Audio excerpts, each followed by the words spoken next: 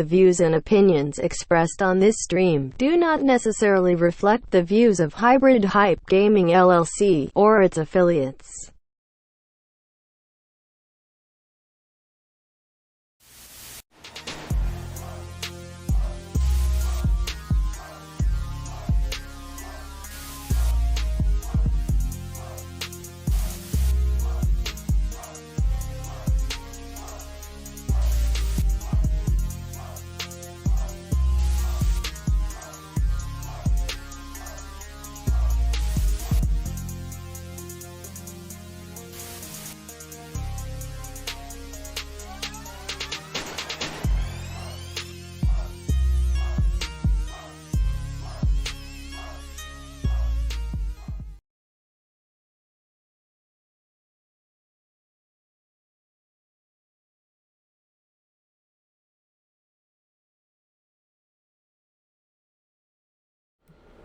Alright, yeah, there we go.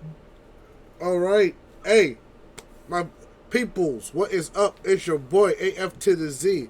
And me, right now, I got none other than Dan the Man, a.k.a. Vanilla Weiss, in the house. And we got some very special guests that we're doing here. Now, as you may know or may not know, Vanilla Weiss here has his podcast, Vanilla Weiss and the Nostalgia Nerds. And I'm one of those nostalgia nerds. And every now and then, I have him come over and do one of his podcasts right here in the Black Cave live on Twitch for all of y'all. All right, Dan, tell them who we got today. Today should I start recording mine? Yes. Alrighty. 1, 2, 3. A to the Z. Welcome to another very special episode of Vanilla Weiss and the Nostalgic Nerds. And Yeah.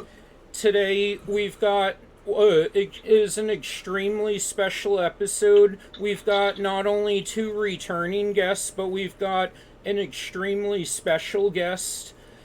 Returning with us today is my boy Andy Alexis, or Alexis Andy, better known to South Florida as Zero South Florida video game tournament host.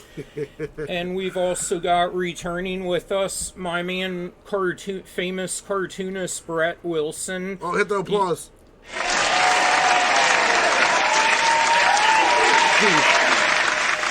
Who y'all might have seen his work all over the internet. And our extremely special guest today, we have on, you have seen him on 90s Nickelodeon hit game show Nick Arcade, along with various other projects. Please welcome my man Phil Moore.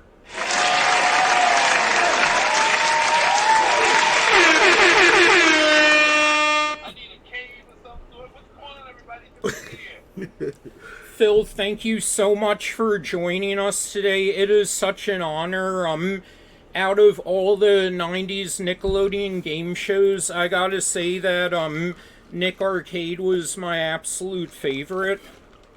You know what? It was my favorite too, because it paid the bills. Oh, man. Phil, like, I ain't gonna lie, I've always wanted to meet you since I was a kid. Obviously, I know you hear that like 50 billion times a day, but let me tell you something that I bet you haven't heard before. Let's see if I never heard it before. All right. When I used to watch your show, I was broke. I didn't have no video games yet. All right. I didn't get my first NES till like 96. So whenever you'd have like the video game challenge and they're actually like playing the games, I would grab the case for a cassette tape and pretend it was a controller and pretend I was playing the games. Wow. I like that. I like that. You improvise. Yeah, man. You don't. And not to mention, like, literally, like, later on, you know what I'm saying, like Dan mentioned earlier, like, I hosted video game tournaments down here in South Florida with my company, Hybrid Hype Gaming. All right, and I would kind of, like, channel you when, like, you know, emceeing events and stuff. Because you've always had that. You've always had that panache, that pizzazz. That yeah, man, we're doing do this. It's awesome. We got going on. We're gonna play these games, and yeah. So most definitely, like you definitely was a big influence on my life. And Oh man, I appreciate that. I was my own hype man. yeah, man, that's basically what I had to be. I had to be my own hype man, bro. Because you know what happened? Because you've been doing this. You know what happened. And this is what happens on the arcade. You get people up there. They're trying to concentrate on what it is they're doing. They're trying to pay attention to what's going on. Sometimes they might be a little nervous. Sometimes they might just be in the zone trying to focus. And when you're in that spot, that's good for accomplishing the goal, but it isn't really that entertaining to the other people. Yeah. Somebody's studying, somebody's focusing, somebody's zeroed in. Doesn't look that entertaining to the onlookers. So that's why I know you had to do it. I know you had to be the hype man. So that everybody can feel the energy. It's like it's quiet, and you know what I'm saying? It's like they're really ready to like hit this button and to like blow up whatever it is they're or tackle whatever it is they're about to do. So you're the one that has to kind of like channel that go. Yeah. What's going on? Yeah, man. So it's good, man. It's good to see that you were able to do that. It's good to know my hyperactivity is not wasted. Yeah, man. It was just like, yeah, man. You always put a lot of energy into that role, and like whenever, like if I'm anywhere with a microphone in my hand, I just give it my all. Like that's it. Just let it rip. Yeah. And that's the thing. And one thing I hear a lot is, people coming up talking to me now. A lot of people say, it always seems like we were having more fun than the contestants. And I'm thinking, as an MC, whether it's like, hosting a TV show or doing a live event or whatever it is, that's what you have to do. Everybody's got to know that regardless of what happens up there on that stage, you are enjoying yourself. And I always had a good time. Always. So yeah, when you were growing up, were there any game shows that you liked to watch? Were there any that influenced you to be a game show host yourself? Answer the question is, yes, there were shows that I watched. No, none of them influenced me at all. Game shows I used to like watching. I used to love watching Match Game. They brought it back, but I watched the original one back in the day. I used to love Match Game. I used to love Family Feud. I think maybe those are really it. Those are my two big ones growing up. I used to love watching Match Game. Oh, I love me some Family Feud, boy. I'm talking about the original one. I'm talking about Match Game with G. Rayburn hosted it and Family Feud with Richard Dawson hosted it. Oh yeah, I see those reruns. Yeah, on Game Show Network. They're great. Yep. The first that's on now, but I got into the older one. Those two things I really enjoyed. Those are the two TV game shows that I really enjoyed. But they didn't influence me to be a game show host. I didn't want to be. I never aspired to be in entertainment at all. Much to like a lot of people's surprise. It was like there was no. This is what I want to do. When I grew up, I want to be whatever. It was the biggest surprise to me as a young man in college when I made the decision to stop doing what I went to school for and decided to start doing stand-up comedy, and eventually it got into hosting TV shows. But that was never the plan. You did stand-up comedy? Well, I never knew that. That's how I got into the entertainment business. Yeah, I was living there in Orlando, Florida. I was going to college. I finished college, moved to Orlando, and I was actually working at the John Young Parkway Data Center in Orlando, and working in the computer department. And one day AT&T as a company went on strike, and I'd always been Phil Moore, the hype man, has always been in my DNA since I was a little kid in school. I was always like having fun, telling jokes, making people laugh, or just being energetic. And when we went on strike, we had all of this time because you couldn't go to work. We were walking the picket line, and then you'd go home and you had nothing to do. And so finally, I was sitting around with some friends that I worked with, and they said, "Man, we have way too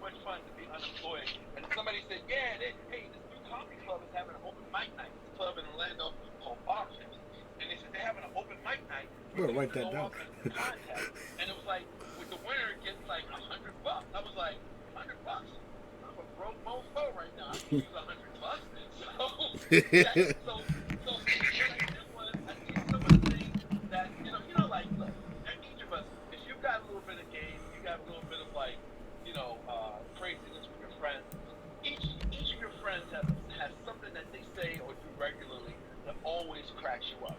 So what I did was I kind of took those things that I saw my friends always laughing at. The line that you always go to. If somebody would do an imitation of me, they would say this, that, or the other thing. So I tried to like work those things into like a quick little 2-3 minutes you had to do up on stage at this contest. And that's how I got started. I was literally in between working because my job was on strike. And I went up on stage for that, nothing to do because we were on strike. And, I was trying to win some prize money. It's almost a Peter Parker story. Because that's actually what I do. I'm a stand-up comedian here in South Florida. What part of Florida again? I'm in Fort Lauderdale. I'm about half an hour from Miami, and Yeah. I know where it is. I used to come down there and do the comedy clubs down there before I started doing Nickelodeon. So, yeah, I'm familiar with the Fort Lauderdale area. South Florida, big shout out to y'all. Yeah.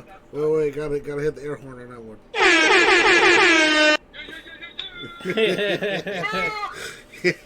So yeah, I saw recent pictures of you, and you still look the same as you did in the 90s. That's because black don't crack beat. Like, come on, bro. Yo, It's all the lotion and the Vaseline, son. There you go. There you go.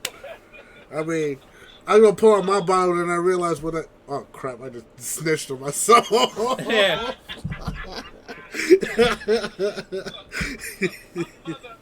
mother would not let me step out the door without come back here, come here, look at those elbows, look at the hands, why your face looks great. You put enough lotion, you put lotion on yourself. By the time you hit 30 years old of putting lotion on yourself every single day, you're gonna look 30 when you sick. Yeah. Yep, learned that. So aside, Black don't crack. That's right. Here's the thing. The truth to the matter is, this could work for anybody. I don't care if you're Latino. I don't care if you're Asian. I don't care if wherever you're from. It's not black don't crack. It's lotion. It's notion. We learned something today. You know what I mean? You know what I mean? You are right if you're white. Put lotion on you. Put some lotion on you. That's what I'm saying. See, and the reason why black people put lotion on themselves is we can see when we actually You might as well. White people can't see when they ash. They just walk around all ashed up. It's like ashes in the sky. That's what it is. You got close ashes. You can't tell. Oh, trust me, though. Some white people, you can tell, bro. You can tell when they ask you, bro. You can tell, man. All right, I gotta hold it. No, I gotta hold it down. I gotta hold it down from my white friends because, all right, even though being of the melanated manhood out here, all right, I would always put on my lotion, but I was never about no suntan, no sunscreen, until I went to the beach with my friends and he got a Southern mother. And Southern mothers, doesn't matter what color they is, they all the same. They're ready to bust you upside your head if you don't do what they say. When I had this white lady come at me like I was one of her own, talking about, boy, if you don't put this, stuff like, was like, yes, ma'am, might as well have been like, yo, put the lotion in the basket, you know what I'm saying, just, it puts the lotion on the skin or else it gets the hose again, like. so Phil, I think that you're right. That's a southern thing because of course, like I said, I eventually moved and was living in Florida. Once I realized the level of the heat, when I realized the rays down there do not play, that I would put them to sunblock too. But if you're talking about keeping that youth flow, listen. I don't care I don't care your ethnicity. This is an ethnicity PSA right now. Put some lotion on everything every day. All right, you're right. You heard what Phil Moore said. Put that lotion on, all right? Whenever you need to, you just gotta. Why is it within arm's reach of my computer? You know goddamn why. So aside from hosting a video game show, would you say that you are or were a video gamer? Get them elbows, bro. I gotta... I evolved. Look, before I started hosting a game show, me and my friends would go to the usual suspects to get our game on. Back then, it was Chuck E. Cheese, the Showbiz Pizza. I used to work for Chuck E. Cheese. Hey, look, right now, I just want to take a moment. I got a glass of Hennessy. I'm pouring it. R.I.P. Discovery Zone. Yep. Oh, yes. Yes. I'm pouring one. Yes. I'm pouring one right now for the homies that ain't here. Discovery Zone. Discovery Zone was the shit. You ever went to Discovery Zone? Here's the thing. Discovery Zone, you get your game on. Yep. Get your pizza. Yep. Like that part of it. But here's the thing. Their little crawling around like McDonald's Playland was big enough for a grown-up to get in. You can put on your knee pad, your elbow pad. Discovery Zone said, this ain't just for kids. Mom and dad can get a beer and puke in the balls too. Go right in. Oh my gosh. I only got to go to Discovery Zone once as a kid, bro. Yeah, I went a few times. Discovery Zone was the shit, though. I loved it. Brett, did you ever go to Discovery Zone as a kid? I went once for a birthday party in 3rd grade, and I really loved how, like, massive and colorful it all was and padded. Like, you can climb up all sorts of different things and go through colored tubes and into the ball pit with its own climbing wall. I really enjoyed that a lot, and while I didn't get to go back, I did go to Chuck E. Cheese's, which had, like, similar type of, indoor jungle gym type setups, and then this place that was native to Connecticut called Curly's, which was, like, a mixture between the two places. That's like how we got Dandy Bear. Yeah. So... Yeah, see, everybody went to Showbiz Pizza. Showbiz Pizza was like, if you lived in a world like Keenan and Kelly, you went to the Showbiz Pizza. If you were living the Hillary Banks life, you went to Discovery Zone. Facts. Because Discovery Zone was way in a rich area from my house. Oh, man. But Chuck E. Cheese was like really relatively closer to my house. I ended up getting my first job there. Like, I can tell you some stories, bro. But speaking of Discovery Zone, Let me spell that for you. Right now. Everybody close your eyes. all right. Typical place. Okay. Boom. Strip mall. Mhm. Costco. Mhm. Walgreens. Mhm. Showbiz Pizza. Chuck E. Cheese's. Slip it on. Boom. Yeah. Filler. Mhm. J.C. Penney. Yep. Discovery Zone. See, that's how I That reminds me of the one time I went to Discovery Zone. I have two fun memories from that. All right, first off was in like the playground area, right? And they got the one spot that is just like it's perpendicular like cables that you can climb up and stuff. Like these are like damn near like wrestling ropes, all right?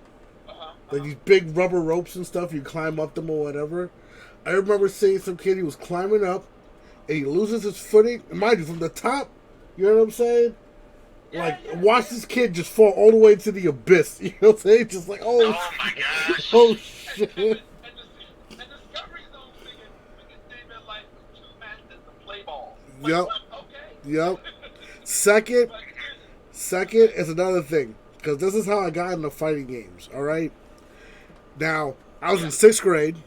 So it was like 95, 96. Actually, no, yeah. Yeah. It was like 96. And I remember friggin' everyone was raving about this game, Marvel Superheroes. You know what I'm saying? So I remember coming to Discovery Zone and seeing that cabinet for the first time and being blown away. It's like, oh snap, it's just like all the people off the X-Men cartoon, and they're in a game, and they're fighting, and this and that. And this guy was like wrecking face with Psylocke. Now, Psylocke has a win pose when she brushes her hair back and stands in akimbo, but she does it in such a quick fashion that they literally animate her chest jiggling. And the guy playing it goes, hey, look at her titties jiggle when I win. And, and his wife overhears this and literally yanks him by his ear like he was a kid. Like, oh, that's it, you're getting off this game. And I put my hands on that cabinet, And I've been a fighting game fan ever since. So, Oh my God! Well, so we would go. So that was before got the job hosting Nick Arcade. Those are the places where I would go play video games. I owned a ColecoVision. I owned an Atari. Nice. But I played it I played it casually. There was no like real game crazy addiction because like games back in the day were super expensive. I mean, they're still pricey now, but they were ridiculously expensive. So if you had a system, you had a unit, and you had 2 or 3 games, that was it. You were gonna play them games till you graduated high school. You know what I'm saying? And so there wasn't a whole lot of games that I played, but I was very familiar with video games. I had the ones that I liked. When I went to the Discovery Zones and Chuck E. Cheese, I would go. My jam would be Galaga, and Cubert. Galaga and Cubert. I remember Cubert. Yeah, those were my jams back in the day. Still are. So by the time they started. Shout out! Hey, what's up, Aggressive League? Yo. By the time I got to a place where I was auditioning for the chance to be the host of Nick Arcade. They were looking for people who were familiar with gaming. So I did have that background. I did have that knowledge, but it was just a casual knowledge. You know what I mean? Because, like I said, at that time, I just finished college and I was working. So I was sort of adult. I was trying to make my way and figure out how to stand on my own 2 feet. I'm 1,000 miles away from home, living in this new city, trying to be responsible, make my parents proud. So I played casually when I could, but that's what they wanted people who had some knowledge, and I did. I knew what I was talking about a little bit. So, when you did comedy, what was your humor like? Was it raunchy? No. The funny thing is, I was always sort of like the PG-13 comic, and it was weird. It was one of the reasons why I didn't get into it sooner. I mean, don't get me wrong. It's not like I never thought about it before, but okay, man, we're gonna drop some science. We're gonna drop some historical facts on you, and it just is what it is. Okay, I'm just being transparent here. So I'm just like nerdy, hyperactive, fun guy, goofy guy, but whenever I saw like a really, really famous, like rich and famous comic who was black, they were always raunchy and dirty, and they were insulting people and talking bad about the women and And that wasn't me. I loved every woman in my life, and I didn't grow up like in the streets. So it was like the stuff that I wanted to talk about I thought was funny, but I thought it couldn't be accepted because that's not what I ever saw. So I actually didn't pursue it at all until this whole strike thing. But when I went to comedy, I just found a way to do me, and somehow I was able to translate this sort of energy, almost like old school Howie Mandel, old school Steve Martin, old school Gallagher. You know what I mean? Those guys were like really, and Robin Williams, really hyper energetic people on stage. And when I realized there were some cats that were doing it, I was like, if I could figure out a way to just be authentic, those guys made it clear that you could go up there and use your energy, and if you could be funny and use your energy, then it could be accepted. And so it was like I stopped and said, well, maybe it doesn't matter that I'm black if I just kind of pattern like myself off of these guys. These guys were just, they all had this energy. Robin Williams, Howie Mandel, Steve Martin, and I'm like, I just need to go up there and just be me, because if I go up there and try to stand at the microphone and just talk crap about people, that's gonna be disingenuous, man. That's gonna be fake. People will see right through that.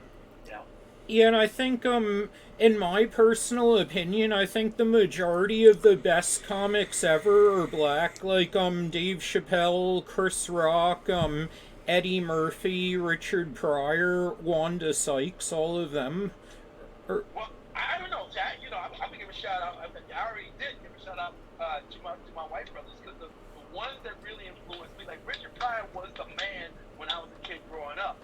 Eddie Murphy exploded onto the scene. But again, when it came time for me to figure out what my voice was, I tapped into cats like Robin Williams. I tapped into cats like Howie Mandel, Steve Martin. If you ever watch old Steve Martin on SNL when he would be a guest host? Yep. This guy, he would do the most craziest. He would be Happy I tell you this I for literally said, Zach, so I stopped and said, I'm going to tap into like people who era self, and that's what I did. So like, I mean, I'm not gonna lie, Robert Williams, like, yeah, that guy was connected to like a nuclear like reactor or something. He had a lot of energy when he was on that stage. So the cats that you just named, those comedians, those black comedians, are phenomenal. But like the people that really influenced me, the majority of them, I would say, was like 3 to 1, 3 white, 2 black. Here's the thing, like the quote, the late Michael Jackson, it doesn't matter if you're black or white. Facts. Funny. Facts. Because I love like Bill Burr, George Carlin. Dave Chappelle, right? I can watch Dave Chappelle, Chris Rock all day long. Pee my pants. You know what? But I can watch George Carlin and Robert Williams and pee my same pants. It doesn't matter. I can watch George Lopez. I can pee my pants all day. It don't matter. Wait, so which college did you go to? Embry-Riddle Aeronautical University in Daytona Beach. A mouthful. Are you originally from Florida? No, I originally from Baltimore, Maryland. I was born and raised in Baltimore, Maryland. I lived there until I went to school. So I was in Maryland, until I was 19 years old. 20 years old. I didn't start college immediately following high school. I had to deal with my mom. I was like, look, I've been going to school since I was 4 years old, Mom. I just want to like have a moment to kind of like enjoy just not going. And so I told her, I said, all right with you, I'd like to apply for, I'm applying for college, but it's not going to be this year. It's going to be starting next year. And, folks were cool with that. So I got to spend like a year after high school just kind of, working. I worked 2 jobs, got at home a little bit, saved up some money a little bit, and then went to Embry-Riddle down in Daytona Beach, Florida. So yeah, you're a Northeasterner like Brett and I. Brett, I'm from Philly. Brett, you're from Connecticut, right? Yeah, originally. I moved around a lot. Yeah. There you go. Yeah. Yeah, Brett's lived all over, like, L.A., and what are some of the other places? L.A., Tampa, in Florida, New Jersey near Philadelphia, New England, all of those states.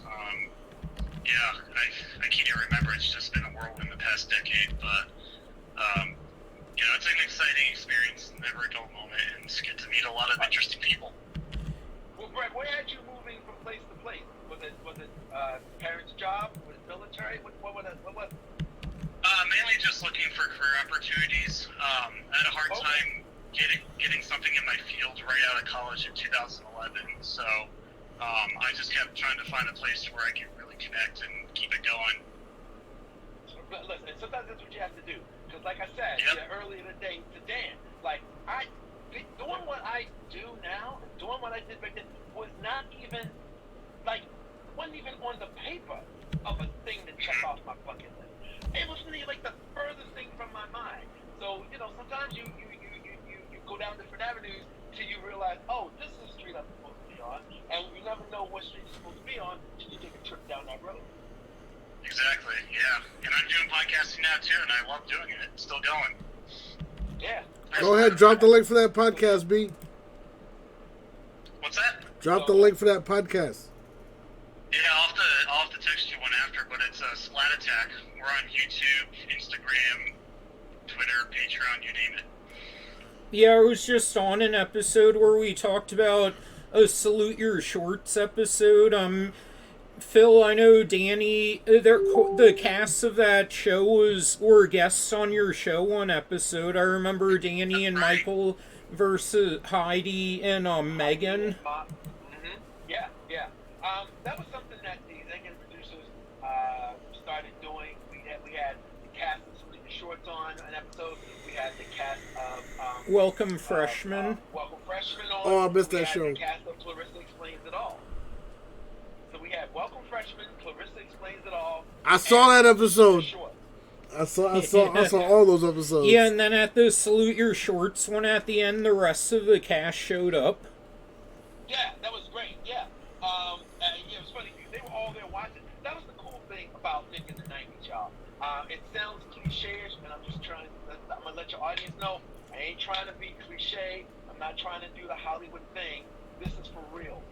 90s Nickelodeon created an environment where you all felt like family, and we all still are connected to this day. There are times when, like, you might be in LA and you turn the corner and sitting outside, having a couple sandwiches. I'm sitting there with Kurt Fogg and eating lunch, just because we still hang out, And then a lot of these adults now who were children, back in the day, I was a grown up, but they were kids, so they were, with their parents and hanging with kids. But now when you get people, Michael from Salute Your Short, aka Donkey Lips, or you get somebody like Cal Mitchell, who was a 13-year-old kid, but now he's a grown up. Now as grown ups, we can sit around and hang out because now we're all grown ups, and it's kind of neat. You just stayed in contact. We are still friends to this day. I'm constantly talking to Mark Summers. Nice. Hold on. I actually gotta let him know I gotta hit stop recording real quick and. All right, we're gonna go ahead. You gotta take a short break because he's gotta refresh his recording. Okay. All right. I'll hold on to the story. Not me. We live, baby. Oh! We're still going. Oh, okay. No, I'm just waiting for him to. I'm just waiting for him to get started for his because the podcast thing that he does, it does it in half-hour increments. Well, for those that are still live with us, that are all the way live, yeah. Just the other day, at the conclusion of Bad Batch, I had a chat with Alrighty. Olmec himself. Olmec into the Hidden Temple, and now, of course, he does like all of the Did you guest host that show once? We're back. So yeah, during our short pause, Phil was telling us about Mark Summers. He was telling us about the hosts of Legends of the Hidden Temple, and what's up, Loosely Dope? So, but yeah, you had a lot of guest stars on your show, and you also did that special with Mike O'Malley, right? Well, it was a tour. That's really what it was. It was a 42-city tour. It literally, they took two guys from a kids channel that did game shows and literally made us rock and roll, man. We played Madison Square Garden. We played the Spectrum where the Bulls played. I wanted tickets to that so bad. We came out here to LA and we played where the Clippers play. I mean, it's like if there was a major sports arena in your town, the Nickelodeon Live Tour was coming to that town, and we would bring versions of portable versions of Guts, portable versions of Nick Arcade, then a little bit of Wild and Crazy Kids, and a little bit of What Would You Do onto the stage, and we would get people out of the audience from wherever they were sitting in the arena. We would run throughout that arena, through up in the nosebleed section, and we would get them up on stage and we would play games. And it was a really amazing experience because you get not only meet the fans, but it's spontaneous. It's just there was no pre-picking the audience. Nobody was out there scanning the audience and saying, "Okay, we want that kid, we want that kid, we want that kid." It was like Mike and I was just like run off the stage, run into the crowd, and just for whatever thing made us go boom to do. That's how you got picked. All right. Speaking of Michael O'Malley, I do have to get this off my chest. When I was a kid, I had the biggest crush on Mo. Yeah. And she is the sweetest person in the world. She is again talking about how we're all family. Mo has been married for a few years. She has a couple of kids. I'm friends with her husband. I actually worked with. I brought her husband in on the shows I was producing, and I literally just talked to him about a month ago. And she was in the background yelling. I was like, "What's up, boy? How you doing?" Like I said, it's that kind of thing. Like now, at the time when I knew Mo, she wasn't married, and now I'm chatting with her husband, 25 years later, because we all just stay connected, and it is sort of a 90s Nickelodeon thing. It's like I don't know where the change happened or happened that kind of made things kind of go differently. But if you were there between 1990 and 1999, you made, you know, it's almost like Fast and Furious. We're not just co-workers, we're family. And it's the family. You know, let me put, my son works in the entertainment business now, and I had to fly to New York to shoot some promo stuff for NBC. He's working with a crew, and they were there, and they were doing some stuff with the people from SNL. And because of him being a little boy, and sometimes coming to the set with me, Kenan Thompson turns around, he's like, "Oh my gosh, it's David." He's like, "Yeah, I know you remember." He goes, "How can I not remember? You still got the same face." Black don't crack. Black don't crack. It's like, here you go. It's like, here we are, all of these years later, different places in life. Some super famous, some of us working stiffs. It doesn't matter, man. If you were a part of that 90s generation, man, and you were a part of Nickelodeon there, man, like I said, even people that I didn't really know, people who I didn't, like Venus DeMilo from Salute Your Short. Never met her. Did you interview her? Yeah, I interviewed her in one of my past episodes. Didn't know her back in the day. You know, the cast from Salute Your Shorts that came on, but she didn't come that day. So I never met her. But because she was the family, when I was hanging out with Michael Ray Bauer and she showed up at the party, you would have thought she and I had gone way back. You would have thought we were like cousins. That's the environment that if you're part of it, you're part of that fraternity, you're part of that sorority, you're part of the club. And it didn't matter. It didn't matter. It's kind of, and it's funny because it is different once you get to the 2000s. Like I've run into some people who came on to Nickelodeon afterwards, and it was kind of like, "Hey, how are you? Well, yeah, you worked at the same place I did." It's almost like the person who, you know, took over your job when you left, not like, "Hey, it's cousin Skippy," you know what I mean? It's like, but that's the 90s crew. It's like we're all uncles, nieces, cousins. It's crazy. It's crazy cool. So Brett does a lot of 90s artwork of live action Nickelodeon shows. Brett, have you done any for Nick Arcade? I did actually. I featured it on our Nick Arcade 30th anniversary Splat Attack, and I showed Phil. It was him playing the Nick Arcade face-off cabinet with all of the Mikey villains and Mikey popping out of it. Yeah, I saw that. It was, like you said, showed us. It was awesome, man. It was, and it was a great way to commemorate. It was a great way to commemorate the 30th anniversary. I didn't even realize it was coming up until somebody told me. You know, 30 years? I was like, "Are you kidding me?" You know, that was really cool. And you know who else reached out around that time? You know, you've got people like Brett doing the amazing artwork. Seth Green from Robot Chicken. Nice. Oh yeah, I ended up doing 2 episodes of Robot Chicken. I saw that episode, the one where they parody Mikey. Yeah. I don't lie. I used to be scared for Mikey. They're like, "What direction you gonna go?" "I'm gonna go left." "Don't go left. You gonna get got." Then you hear it, neat, and then a monster gets him. Eat. Like, oh, Mikey, no. That's exactly what Robot Chicken did. That's exactly what on the episodes that we did, every time Mikey was like, the kids would tell him to walk into a bomb or something, he would just like, "Hey, Joe." Mikey's eye was hanging out, his leg was gone, and then he moved him to another direction. He'd go into another bomb. He's like, "You stop." It was really fun. So I guess they had the same idea because they abused him like crazy. They abused him. It was fun. But yeah, sadly, before moving to Florida when I was 20, I had never been to the state, so I never got to experience Nickelodeon Studios. How would you describe Nickelodeon Studios for those of us who never got to go?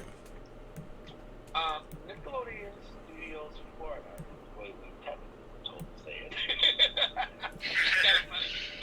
There is a thing that all of us who were like on camera, we have to say.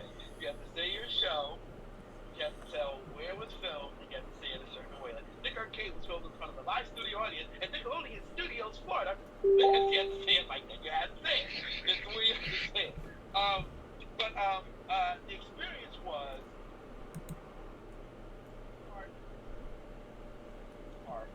Sorry, you're one part. yeah, you were fading out a bit. What Okay. So the experience was like one part theme park, but one part a real working studio. That I've never, they've got other places like Universal Studios, and they've got their studio tours. Here in Hollywood, the backline is a real working soundstage. This was kind of like, it wasn't like take a look at it, it's over there. It's like they had this walkway that was above the sound stage, way, way, way up toward the ceiling. Soundproof glass, and the studio tour could take a walk and look out the glass, which was like along the entire stretch of the wall. It's not like you're looking out a window. You're looking out a wall made of glass from, 3-4 stories up in the air, and you could look down and see whatever TV show was being made at the time. I took that tour. They also, and then the tour also went by like the makeup room.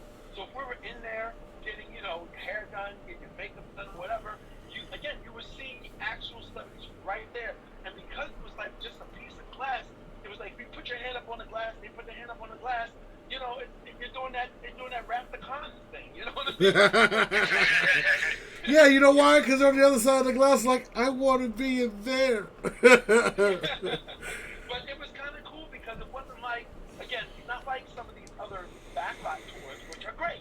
Like Universal Backlot Tour is terrific. You ride the tram, and if there's a movie shooting over there, you don't get close to it. It's way off in the distance, but you can see it. And maybe you can see a little teeny figure run by, and you go, and the tour guide would say, that right there, that's Ben Affleck. Oh, really? Doesn't look like him. But okay, tour guide said what?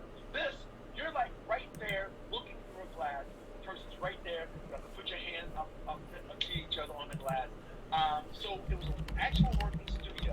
And then the playground part of it, they had their area called Game Lab. So it was like a little mini version of some of the messy, fun games that they did on shows like Double Dare, Wild and Crazy Kids, What Would You Do? So even just coming to the park, you just decided to take a vacation and you went to Universal Studios Florida. If you swung by Nickelodeon Studios, you actually got a chance to watch some people who worked at Nickelodeon play host, pick people from the tour crowd, and participate in games like we do on TV. And if you didn't get picked, that's okay. You got to sit there and you can watch the people and be part of the excitement and the energy. I've never seen anything like that since. Like nothing else did that, and it was amazing. So even if you didn't get a chance to go to a taping, even if you didn't get picked to be on the show, you were still walking through and hands-on experiencing Nickelodeon just because you showed up at the joint. The best. It's the best. So you've also done acting too, right? You've been in some movie roles?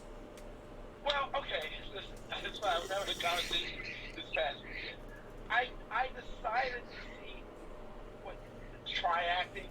I've only acted in one major movie role. I've only acted in one, at the time, major TV series. And I did like 3 or 4 commercials. And what movie was that? I'm talking about over 30 years, What was what? What movie? The movie is a movie called Rosewood, which is actually really like, it's kind of funny. Like, the movie should be right up there with Amistad and Schindler's List. And you almost watched that movie a couple weeks ago, man, with Ving Rhames and stuff, and the double shotguns. Yes, here's the thing. This is like right after I finished at Nickelodeon. The years like 19, well, I'm done with like 1997, 1998, and like I'm working with John Voight. I'm working with Bing Ryan. I'm working with the late Esther Roll from Good Times. I'm working with Don Cheadle before he was Don Cheadle. I don't know. Don Cheadle's around for a minute, though. I mean, Don Cheadle's the man in colors. Yeah, right, and I also was working with Michael Rooker. We now know him, from Guardian of the Galaxy, Yeah, but he played like racist guy number 3 in that movie. I mean, like. Exactly. So, and I had a co-star role, but my character had a name. I played the character of Aaron Carrier. It was about the Carrier family and the town of Rosewood and this massacre that happened from a neighboring Sumter County that inflicted on the township of Rosewood. And it was a major Warner Brothers film directed by John Singleton. Like, I auditioned for John Singleton to get the role. It was really, it's an amazing, it's powerful. Yeah, he was such a great director. It's such a shame he died at such a young age. He was only in his 50s, right? Yeah, yeah, and I saw him 2 weeks before he passed. Out here in California, like just random. I walked into a store. He was coming out of the store. He was picking up it was a pharmacy. He was just picking up a prescription, Oh my. and I looked at him. I'm like, John, and he goes, he didn't remember my real name, but he remembered my character. He's like, hey, you're the Aaron Carrier. I'm like, yes. We chatted, and then tragically, I heard like 2 weeks later is when he passed. You know, but Rest in peace, man. It was a great, yeah, man. It was a great experience. It was heavy though. I mean, I'm not gonna kid you. I came from this happy, wonderful. Look, outside of Nickelodeon, I think I'm pretty much a happy-go-lucky guy. Rosewood is heavy. It is a heavy movie, but it's a real movie. It's a movie that people need to see. Facts. Because unfortunately, that movie took place. That movie is set in the year 1901, and if you cut on the news today, it doesn't feel like we got too much further than that, you know. But it has a really powerful message about real people, and even though a lot of times when you see something saying based on a true story, it's a lot of embellishment. Not a whole lot of embellishment on this one. But I did that. I did episode of Malcolm and Eddie, in which I co-starred on Malcolm and Eddie's I remember that show. UPN, that starred Eddie Griffin and Malcolm Jamal Warner. Eddie Griffin's the reason why I have an extensive collection of hats. Yeah, nice. Like, if you ever get to watch this stream, you can see, like, on, like, the top left corner of the stream is a bunch of hats, like, across, like, you know, like, my bed frame, and a bunch of them hanging on the wall behind me and stuff. I mean, I got 672 hats. I'm just like, you know what? That sounds like life goals. No, that's cool. And then, like I said, the other stuff was just outside of Nickelodeon commercials. You know, it was commercial. I think I did a commercial for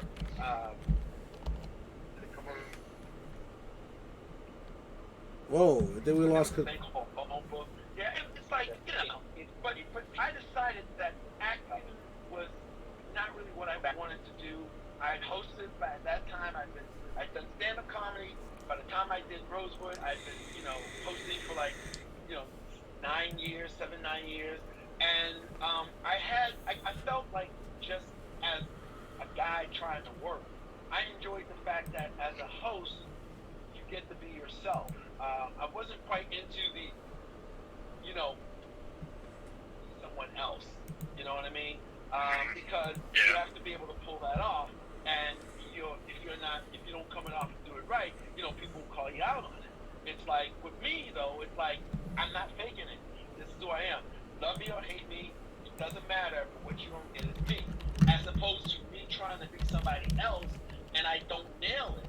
Well, then if you got issue with that, then that's on me, because that means I didn't do my job well, you know. But if I went out there and I'm supposed to be no more asking you game show questions, well, that's what I did.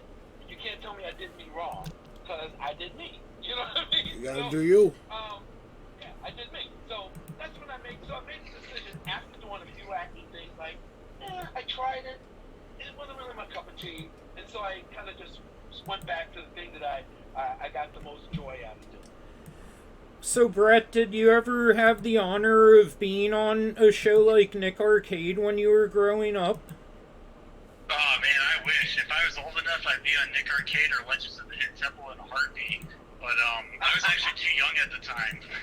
I was only like 4 or 5, so there's no way for me to get down to Florida when I was in Connecticut at the time to be on the shows. Yeah, and it's funny, too, because, by the way, if people have asked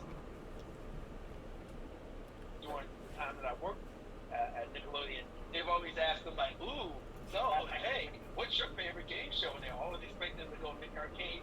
My son, proud as he can be, would yell out, Legends of the Hidden Temple! Got him. Got him. Dude, that happens all the time. Chris Pratt says that, like, wasn't his favorite, his son's favorite, like, guy is, like, Thor. You know what I'm saying? It's not Star-Lord? Nope, Thor. You know what? We're just that. And that's a good thing. You know what I mean? We're just that. You know? So, that was a good thing. So anyway, that was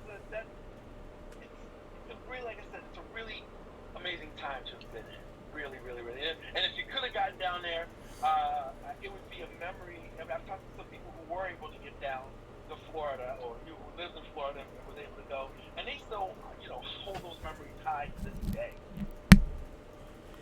Yeah, and the final challenge, the immersive one at the end of the show, how did they do that with the green screen and everything? That's dope. Yeah, could the people in it, they could actually see the characters on the screen, or did they have to, like, punch and kick and guess where they were punching and kicking?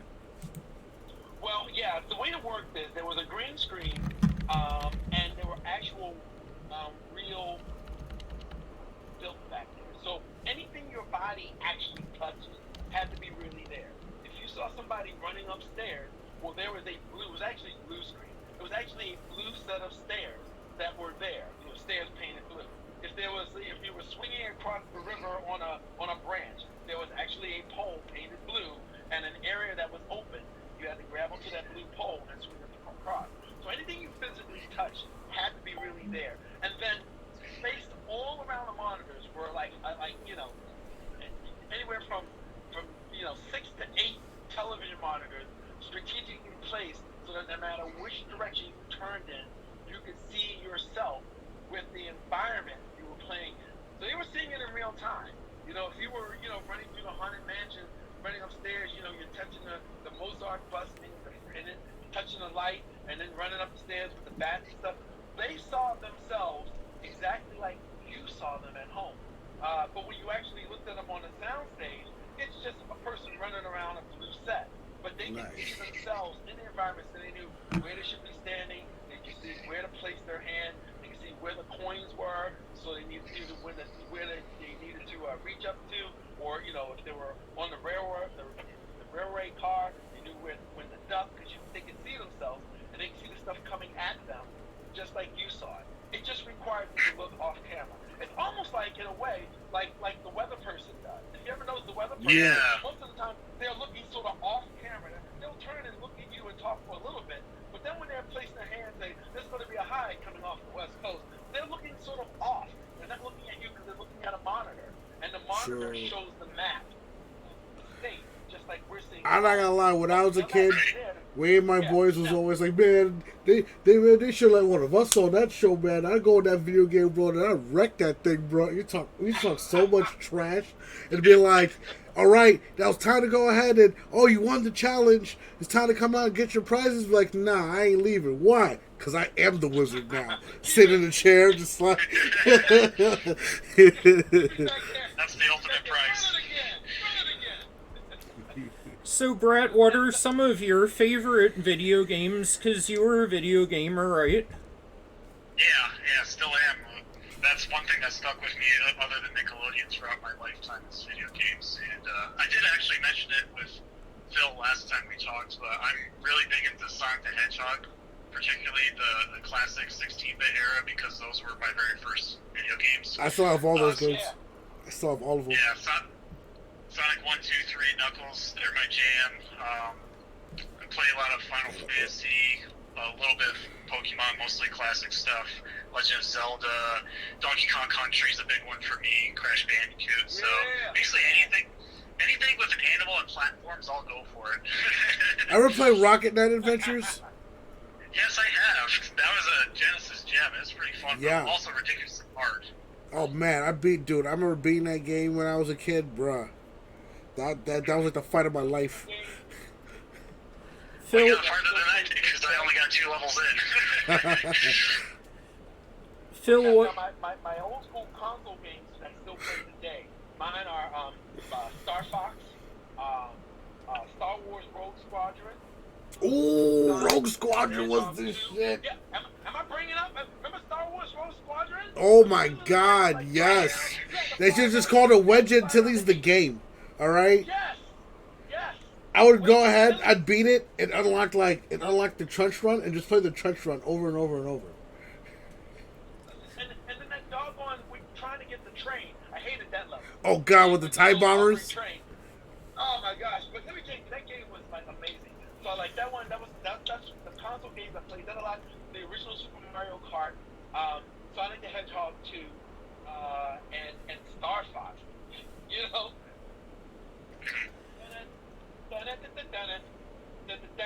Star Fox, the original Star Fox. Oh my gosh, that game was like insane. Yeah, man. Yeah, I think Super NES had some of the best games ever made. I don't know, man. Star Fox 64 was that ish, bruh. Like to this day, if I play any game with a plane in it, everyone would get mad at me because I'd be quoting like Star Fox the whole time. Like we're playing Grand Theft Auto 5 and we're doing a mission where we had to we had to steal a plane off of like a battleship. So everybody steal planes. There's a giant dogfight, and then you gotta fly back to the base and like land the plane so you win, like you finish the mission. And it's funny, my boy Dope in the comments over here, use the boost to get through. In fact, he can attest to that. We'd win the dogfight, we're flying back to the base and return the jet. And I'm over here like, all aircraft report. And they're like, yo, shut the fuck up, bro. Like, just fly the goddamn plane. All right for reporting. Boost to get through. You do a barrel roll. Oh my god. Never give up. Trust your instincts. But yeah, so you owned like a Super NES and all those 90 systems? Okay, in order to answer that question, I just want to prepare you guys and everybody listening for the biggest just feeling you'll have in your life. Here we go. Because I was the host of a video game show, the executive producers, two guys, James, Ellen, and Karim, our studio executive producer, and myself, and this other guy named Sam, who was one of the programmers, we would, without asking, FedEx and UPS trucks coming up to our house weekly with the video game systems, giving us stuff in hopes that we put it on the show. Bruh. So I'd be sitting at home on a Thursday. Let's say it's a Thursday and we're not shooting. Ding dong, open the door. Hi, don't worry, yes it is. We got some boxes for you. They bring in 4 or 5 big boxes and you open it up. I'm gonna ask in a sec, bro. Consoles. So my son grew up video game heaven. We had multiple TVs in every room with a different console hooked up to each one. Living the dream. I know you're saying, why didn't you get the switcher so you could switch back and forth? But that's because when company came over, nobody had to wait for somebody to get off. So we had like 2 TVs in the little kid's room. We had 2 TVs in the guest room. Oh my god, that's so dope. TV in the living room. And we had TVs, and every single one had we had the 16-bit, we had the 64, we had a Dreamcast, we had the Sega Genesis, we had the Sega Game Gear. Hey Phil, quick question. One of my viewers here wants to ask. I wanted to ask you, my dog. First of all, shout out to Don Alex. Thanks for coming to the stream. Don Alex asks. He asks, what game is Phil Moore playing right now? Right now, easy. Because right now I should be working all of this week because I got a pilot that I'm producing for Fox. But instead of best of luck with that. Now, even before I talked to you, even before I started calling in and talking to you guys, I should have been working. But no, my brown burly butt was up playing Infamous. There you go, Infamous Second Son. There you go. That's what I'm doing right now. Yeah. Now listen. I know that game came out back in 2000. But I got work that I got to do. For family and raising that kind of thing. So when I had a moment to sit back and kind of go, all right, what do I need to catch up on? And I know there's a lot of games out there, but man, Infamous was like, oh my gosh, I played the thing like crazy, and it was weird. It was like an afterthought. It was like I thought about it like about. I don't blame you, man. This year, it's like January this year. We were sitting around talking with some friends, talking about like games that. Then somebody goes, remember that game Infamous? And I'm like, yeah. And they go, you played part 2? I said, yeah, I played part 2. And the guy said, what about the third one? I'm like, the third one? so this past Christmas, that was my gift to me. And I bought it, downloaded it on my system. And again, I'm I did the same thing not too long ago, man. I had to buy myself a copy of Armored Core 2 for PlayStation 2. There you go. And you know what I'm going back to once I'm done with Infamous. Which I'll be streaming in the near future. Just for the person that I've already got lined up on deck right now. After I get done with Infamous Second Son, I'm gonna go back. That's right, back, Marty. I'm gonna go back and play the new downloaded version of Metal Gear Solid 5. That's Great Scott! Oh, I know. My friend Dope in the comments is here. Is probably fuming right now. He gifted me a copy of Metal Gear Solid 5, but I still haven't started it. I'm so sorry, Dope. I hit the fail button for you. I got the digital content version, and so I finally turned on Infamous Second Son. Started playing that like a couple weeks ago. You know, in between working and stuff. I'm still cranking that out right now. And as soon as I beat that game, bam, it's immediately over to Metal Gear Solid 5. Those are two games that I never played before, even though they're older. So I ain't gonna lie, I never played 4. Huh? I never played 4. In fact, I actually bought like the Metal Gear Solid collection for PS3 just so I could play 4. 4 was got me hooked.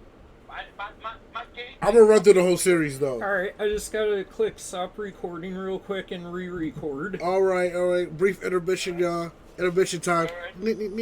Yeah. So that's what I'm. That's what I'm into right now.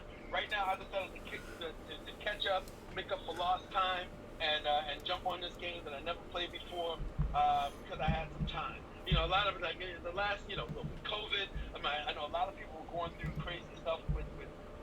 Alrighty, we're back. Okay, so I know a lot of people that were dealing with some of the unfortunate stuff work-wise with respect to COVID. I was fortunate, blessed enough to be able to actually work on a couple of game shows that were streaming game shows. One was called Chasing the Crown for Twitch. Sorry, I got a little bit of water here. It's called Chasing the Crown on Twitch. It's two seasons of that. So instead of like having all this time on my hand, I was working on that. And then for a minute there's the short-lived channel called Ben TV that was going to try to be like another Twitch. It came and it went. But look, when it came, I was there working on it, and so it took up a lot of time. So again, I never like had a lot of time to jump back in and just do the game thing. And so when January rolled around, like I said, this year I said, you know what? Let me get a couple games that I've neglected to jump on. So yeah, Infamous Second Son. That's where I'm at. There we go. Very nice. Hey Brett, what are you playing? I'm kind of like Phil. I'm going through my backlog right now. I have tons of games on my PS4 and Steam and my Nintendo 3DS now that the eShop is dead, just to catch up on. Oh, And sure that. what caught my eye recently is the Klonoa Reverie series, because I remember that game being super hard to find for PS1 and PS2 when they first came out. So I figured now that there's an HD package of them together, I can try it out and see what it's like. Oh man, cause right. So one of my viewers here says he's playing Earthbound at the moment, and a lot of people don't know Earthbound. That if you get to the end of that game, that game's pretty messed up. Oh yeah. Well, don't spoil anything. I haven't started yet. I ain't saying nothing. Man, I'm looking at this giant shelf of PlayStation 2, 3, 360 games, PS4 games. Dude, my backlog is too long. My backlog spans at least 3 generations now. Oh, wow. I'd rather lock myself in my room. So, Phil, what would you say is your absolute fondest memory of all about hosting? Wow. Oh man, that's a hard question, man. And for those of you who don't have children, it's like saying which one of your kids do you like the best. You get because. That's my mom question. Hey, you gonna meet me? I tell you right now. different elements of hosting bring you a unique, different sort of experience. I like the freedom. I mentioned already. I like the freedom of a job that allows you to be yourself, and It gives me a chance to have an outlet of my energy and be myself. So that's one thing I love about hosting. Number two, I like talking, man. I like talking to people. I like telling you stories. I like finding out what your stories are. Again, hosting is the perfect vehicle for that. You're always talking to people. You're always engaging with the folks. And I really am interested in people. And if people are interested in something that I have to say, I'm more than accommodating to let them know. So I like that about hosting.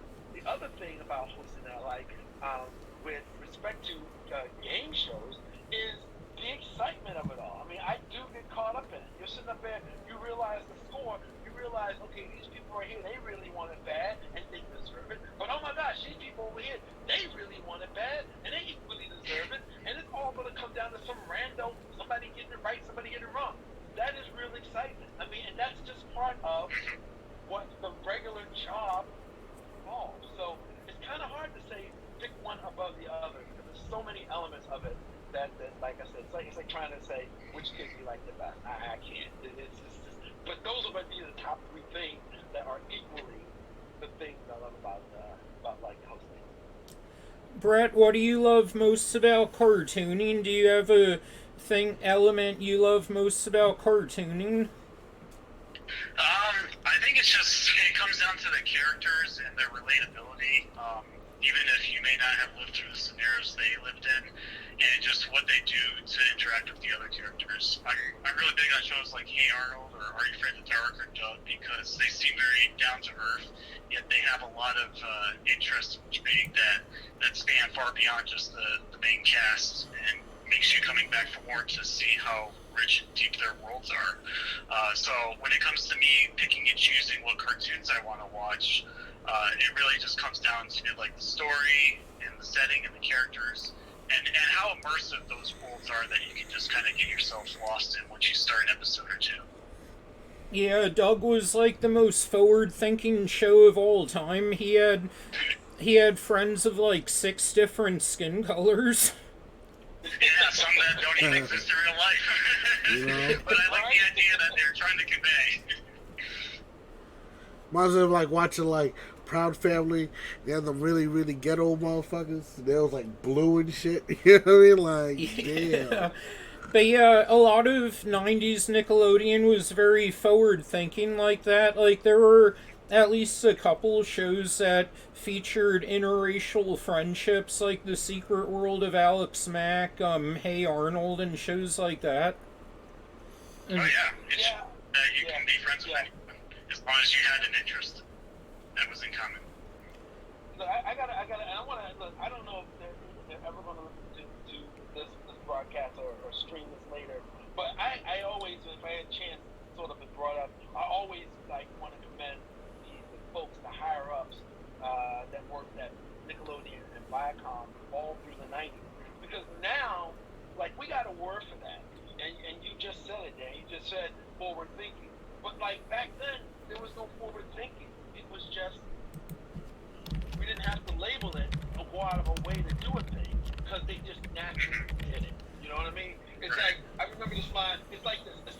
There's this line, there's a movie called The Rundown starring The Rock. And he goes down to Brazil, and he's sitting there talking to Rosario Dawson at a bar, and he goes, "You got any Brazilian nuts?" And she goes, "We're in Brazil, we just call them nuts." You know what I mean? That's great. That's like how it was. Nobody said we need to do some forward thinking. No one said we need to make sure that we're diverse. They just, in the natural, everyday way of thinking, just looked at the world of people and just plugged in everybody. You know what I'm saying? I mean, look, the show that I hosted was created by a gentleman who was black and another one that is of Arab descent, and then they brought me in to host. So you got like it's like the most colorblind place in the world, and nobody was trying to be colorblind. They just stopped and said, "We're just going to audition a bunch of folks, and whoever we particularly think it will be better for the job, we'll choose." And if it just so happened to be this person's this race, this person's that race, and it's different, they didn't. It's like, it's almost like Welcome to the stream, fellas. Right. Nobody said, give me some Brazilian nuts. We're in Brazil. They're just nuts. You know what I mean? That's how it was back in the day. Yeah, exactly. It almost feels like we've taken a couple steps back, where nowadays everyone's so like focused on things that are so trivial, like that, like how now so many people are making a fuss about the race of the new Little Mermaid. It's like, hey, as long as she can play the role, why does it matter? It's like now we have to go out of the way. I gotta do that. And be constantly aware of trying to do the thing that back in the day Nickelodeon just did without trying. What that Yoda said? Why not? Do or do not. There is no try. Facts. You know what I'm saying? Wait, gotta make an announcement right quick. Alright, find your setter, the all-natural sparkling CBD waters enhanced with caffeine. Use code REFRESH25 for 25% off your first purchase. The link is in the comments. But Fresh 25! Drink that water, y'all! You heard it.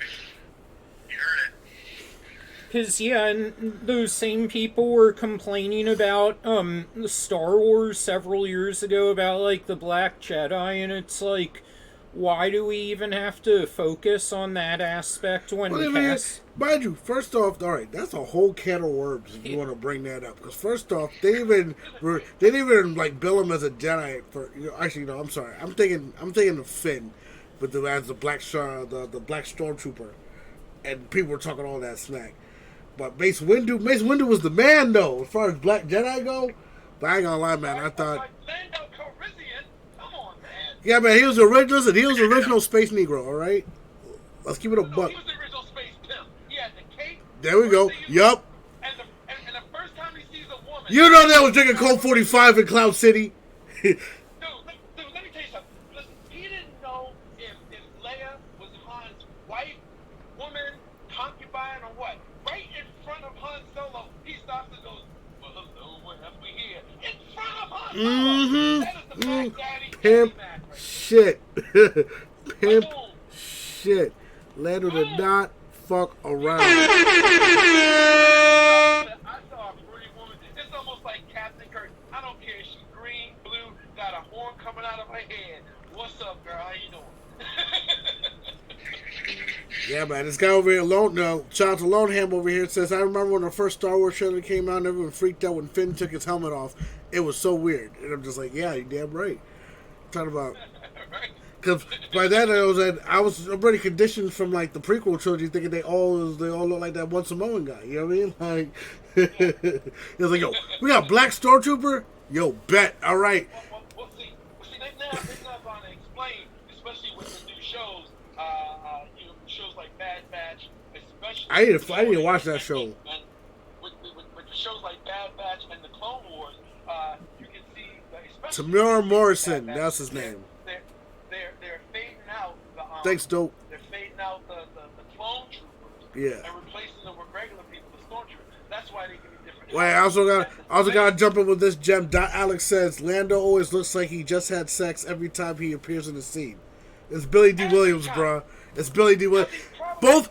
I think that's the one thing they got right about Solo, because Donald Glover was channeling that pimp energy throughout that whole movie. He was the only reason to watch that movie. All right.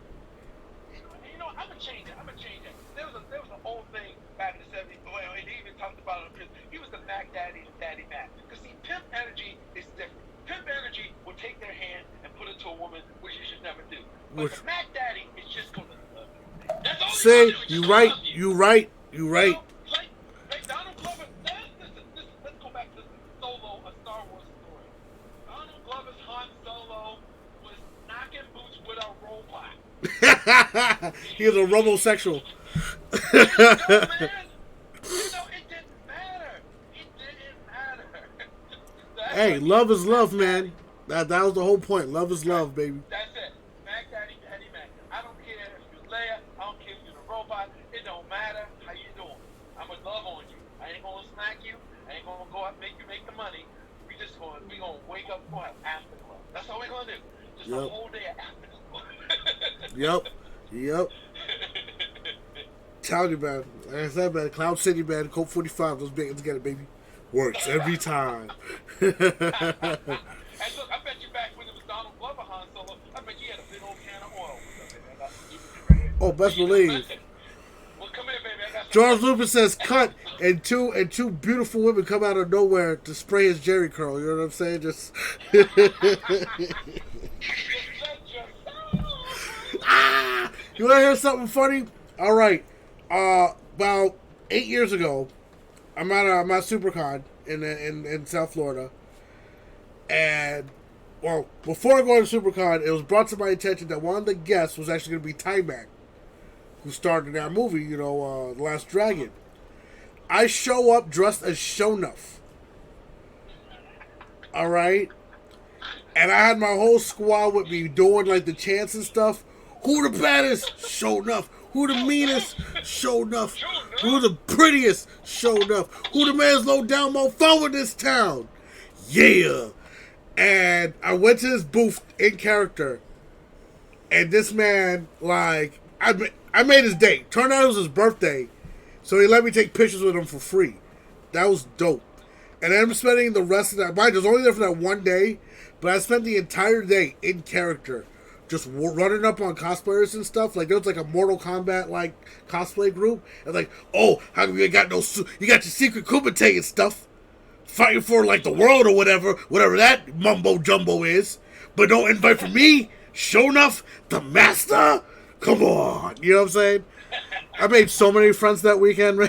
And then the best part about it was that, like, normally, like, you go ahead, you got your cosplay on, all the attendees are like, oh my god, I love your costume. Now, mind you, you know what I'm saying, a little bit older than, the general, like, con-going crowd. So most of these people didn't even know what I was.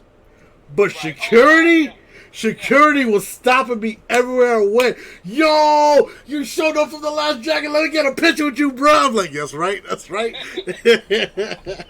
So, Phil, what are some of your favorite movies? Are you a movie guy too?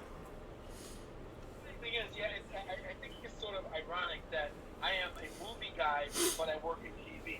Like I said, I tried acting. I actually did a major motion picture I'll be right back. and I realized, I don't really. I'd rather, even though I love movies, I would, I work in TV, but I don't want to work in movies.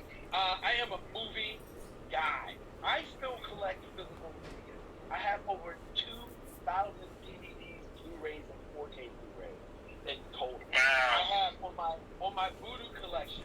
I have transferred or gotten on my Voodoo digital movie collection a library that's over 1,500 movies. I am a movie guy. What are some of your favorites? Yeah, and it's for different genres. I think personal guilty pleasure, because I go to this movie, the two movies that I watch the most. Let's put it this way. I never realized that these were my favorite movies until I started realizing which movies I watch the most. And those two movies are, for an older movie, it is Star Trek II: The Wrath of Khan. And for a not as older movie, it is the extended Lord of the Rings, The Fellowship of the Ring. I can watch those movies like, matter of fact, Lord of the Rings, The Fellowship of the Ring extended cut is my rainy day movie. If it's raining, I'm watching that movie. In the world of like, and then recently, when I say recently, I mean like in the last 15 years, I discovered that I like zombies. Like, I'm not a horror movie fan, I'm not saying there's anything wrong with it. It just never ended up being my cup of tea. I think primarily, if I had to really try to analyze it, I think it's because I'm an only child, so there was a lot of times where I would experience what they call the latchkey syndrome, before mom and dad get home and you're home by yourself. There's no brothers and sisters coming in there, and so I think that kind of like made me not really dig the whole horror movie thing. But I discovered, like, quite by accident, that man, I am a huge zombie fan. Like, seriously, like zombies, it's insane. So some of my other favorite movies are like 28 Days, 28 Days, 28 Weeks Later. Um, I like World War Z. Shaun of the Dead. Overlord. Or are you a big George Romero fan? Not really. No, and then classics. And then, and in the world of classics, I've got 3 classics that are like, gosh, I cannot not such a love movie. First classic is The Mark of Zorro, 1940, Tyrone Power. My grandfather used to watch it to this day. It is awesome. If y'all can find it, sometimes it's Man, I thought they got Batman parents killed, bro. But if you can find it, man, that's Speaking of Batman, you watch that movie and you realize that's where Batman came from. Everything. I'm wearing a Batman shirt. Right. It's like he's got his lair is underneath a cave underneath his mansion. He's a rich dude. He rides a black horse. That literally is Batman. You know that Bob Kane and Bill Finger took a lot of influence from that particular Zorro. And the one that they did, the one people know now is like Antonio Banderas. It's faithful to it. But if y'all find the 1940s Master Zorro, watch it. Watching in black and white, color don't matter. Number 2 old movie that I like is Casablanca, because it is just a classic. And then the last old school movie that just like blows my mind is Strangers on a Train. Okay. That's Hitchcock, right? Yeah, Alfred Hitchcock. Strangers on a Train. He's literally like one of the most iconic filmmakers of all time. He's one who's practically his own logo. Yep, yeah. Okay, and now in the genre of like kid movies, I've got a favorite kid movie from when I was a kid, and a favorite kid movie from like when my son was a little kid. So my favorite kid movie when I was growing up was Chitty Chitty Bang Bang, starring Dick Van Dyke. To this day, I can put that on at any time, watch it anywhere. And then my favorite movie now is actually the old movie now. It's weird saying the old movie, but it was the original Toy Story, the original Buzz and Woody. Saw that in theaters when I was like 9 or 10. Yeah, and of course, look, I'm right there with all the classics too, like the original Star Wars trilogy. The Dark Knight, yeah, the Batman Begins. I mean, like I'm there with all of like the modern stuff. Terminator 2. Hey, what's up, Red Chad? But I mean, those is kind of like I don't want to say they're bandwagon movies, but like everybody likes them. Hey, I don't care what nobody say. Dark Knight was an amazing movie. All right. Yeah. I got a Joker poster like on my back wall here. Can't tell because my backup rig is like blocking it from. Oh wait, you can't even see me. What's wrong with me? But I miss you too, Red Chan. It's funny because you know what movie stands up? I think I'm gonna go on a limb here. Mm-hmm. I don't know what people gonna say, but like how you watch something and you go, that movie's gonna be around for a long time. Everybody forgets everything else. This is the movie that everyone's gonna remember. Ready? Because I just watched it again. I was out of town at the Midwest Gaming Classic in Milwaukee, and in the hotel they were showing this movie, and I sat down and watched it. I was like, man, this movie still holds up, and that is the first Phase 1 Avengers movie. Oh, heck yeah. Watch it again, y'all. Watch it again, y'all. I love that movie's gonna be that movie for a generation. That like I grew up in Star Wars in the movie theater. I'm an old guy, but for a lot of people, y'all, that's gonna be your Star Wars when you have children. You're gonna look back at the first Avengers movie, and it's gonna be like they're gonna be talking about the first Avengers movie 40 years from now. It's just like we talk about Star Wars. Here it is, 45 years later. Yeah, Star Wars was a huge staple to our generation. But yeah, Brett, are you a fan of any of those movies? Yeah, I'm really big into Star Wars. Not so much Avengers, mainly because I just haven't gotten to know all the different superhero characters. But I like Spider-Man and Batman well enough. Yeah. They're my favorites, and I think Into the Spider-Verse is coming out soon. Yeah, the Sam Raimi ones, right? The Tobey Maguire ones. Yeah, those are the ones I know best. And then I saw the one that came out around like 2011, 2012 with the new actor, the Amazing Spider-Man. That was pretty good too. Yeah, the first one was. The second one, though, left on too much of a cliffhanger because they were going to make a third one, but it flopped in the box office, the second one, so I like the second one, to be honest. yeah. I just wish I could have seen the conclusion of it. That never happened. One can only speculate in their minds. I don't know. Remember the rumors were going around after No Way Home dropped? They're like, yeah, man, they're gonna go back and make Amazing Spider-Man 3, and I was like, where is it? Where is it? Let me get that. Because I remember sitting in that theater, and Ned goes, and hey, have you guys seen that movie? Which one? Spider-Man No Way Home? No, I haven't seen that one yet. Oh, I almost spoiled it. I ain't gonna say nothing. I did hear, but again, like, look, I'm one of those people where did I hear the possibility of bringing back Andrew to do a Spider-Man 3? I heard it on TikTok. Basically, you heard it on the internet. Great. Well, until it's reported by IGN. Well, let's be honest. On the internet, there was like, "Yo, yeah, man, Andrew Garfield's not going to be in the new Spider-Man movie." And then, boom, there he is. You're like, what the? So yeah, I heard this. I did just recently hear the same thing that they are going to. They're talking about doing it, but we'll see. We'll see.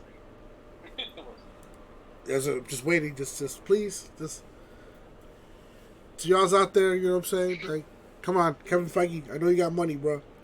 Make it happen. So, are you a fan of music? What was some of your favorite music growing up? Wow. Oh man, you're gonna make me sound really old, man. Oh, here we go. Here we go. No, because look, I've heard plenty of comedians, these cats on Netflix, and I'm watching them, and I'm like, they are right. There's a certain period where you are like, if it's new, it doesn't matter what genre, and it's cool, you like it. Then there's a period of time, here I am, I'm sitting in the rocking chair, so get ready for it, fellas. Well, here we go. There's this moment that you reach where you go, oh, this sounds like garbage. Best music was my music. I don't know, man. We might beg to differ. Like, me and Dan here, we're both karaoke singers. So, go ahead, show us what you got. Every now and then, somebody will slide in with a new jam, and I'll go, okay, that you cut by name, that was dope. I like that. But it's fewer of those. Like when I was like in my 20s, it was like everybody that came out, didn't matter who it was. Oh, boom, that's cool. Oh, now it's just like it happens every now and again with new artists. It's music is like, man, I like a lot of stuff from the 80s.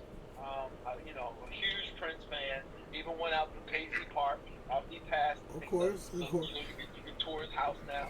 I'm a huge fan of the Beatles. All right. And the Beatles, I mean, like my older cousins. All right, gotta ask you the question now, since we've reached this territory. Beatles or Queen? Beatles. Man, that's the first time I got Beatles in quite some time. Yeah, well, Beatles are more pioneers. I mean, Beatles came like 10 years before Queen, so they have... And they're literally probably the most, like, groundbreaking band of all time. How many other bands can say they have stuffed animals sold of them? Heavy arms, welcome to the chat, guy. Here's the other thing Dan, you're exactly right. Here's the other thing about them. When you think about the people who the very few artists have been able to do this, and that is change as times change and still be relevant.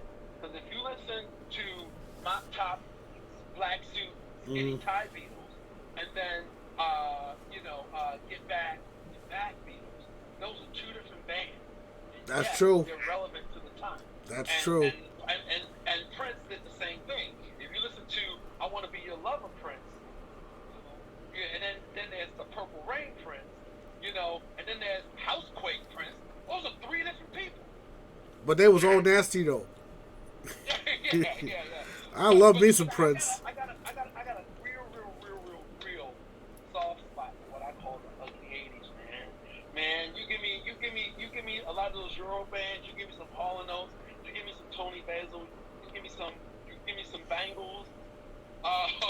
You know, you give me some. See, I be bumping all this stuff. Earth, Wind, Fire. I got the Earth, Wind and Fire tapes.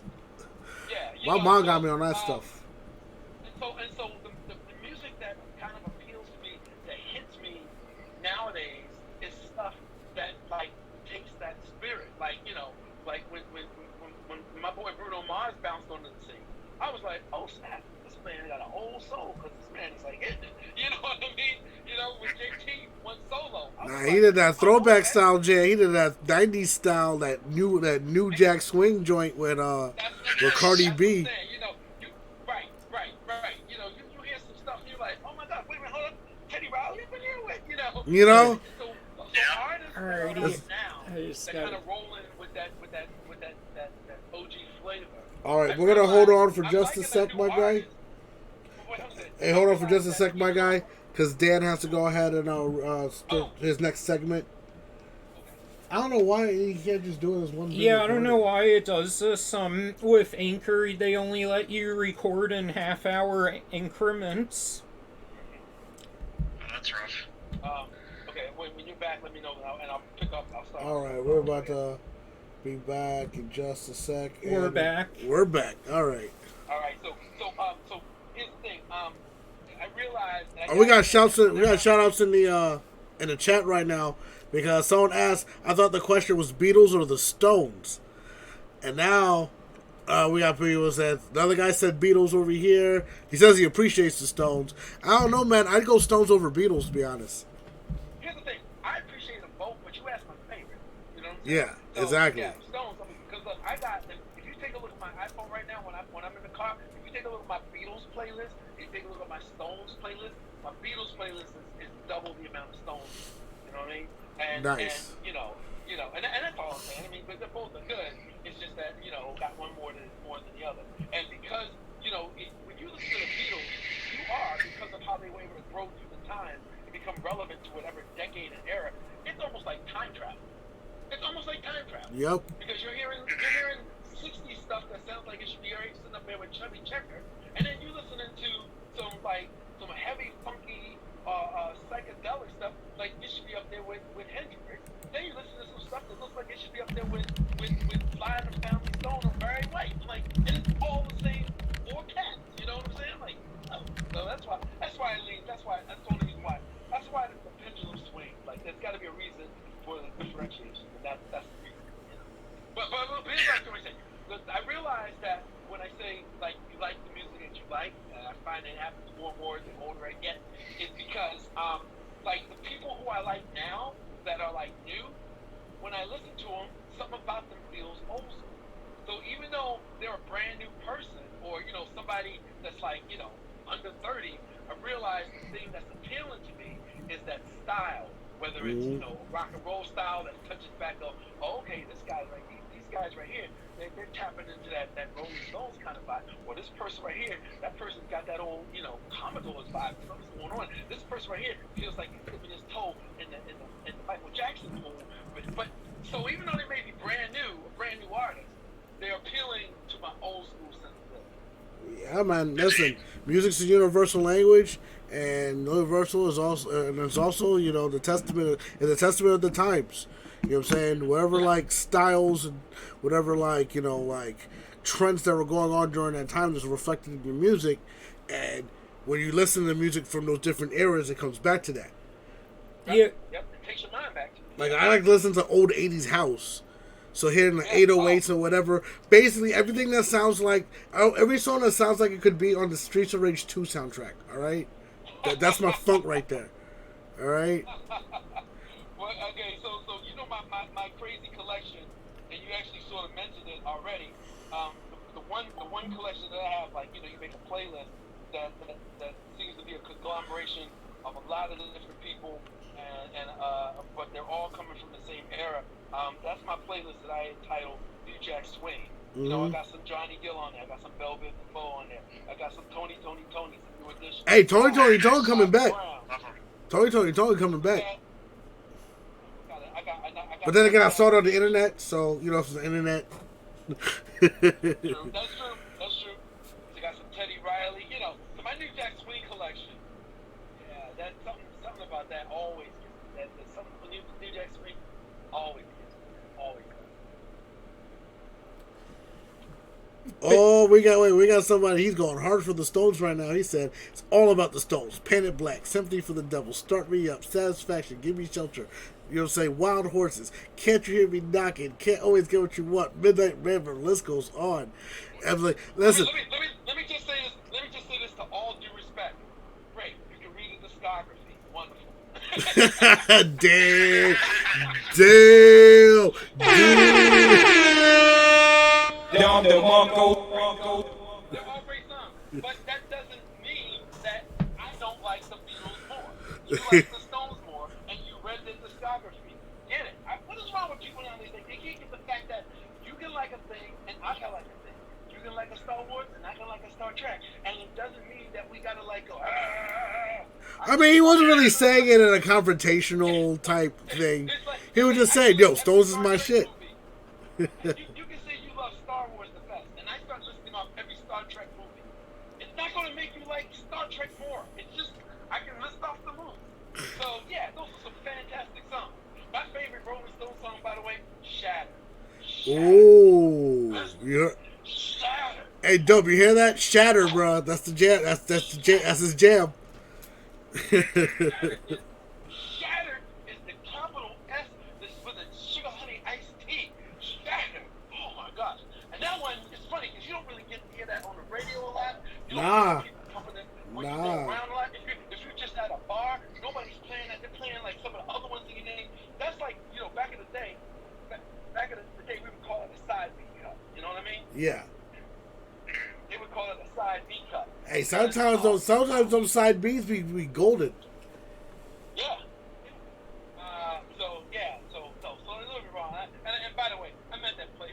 Yeah, you list off a bunch of Stone songs. Terrific. That's still not going to make me say that I like them more. And I never said I don't like them at all. I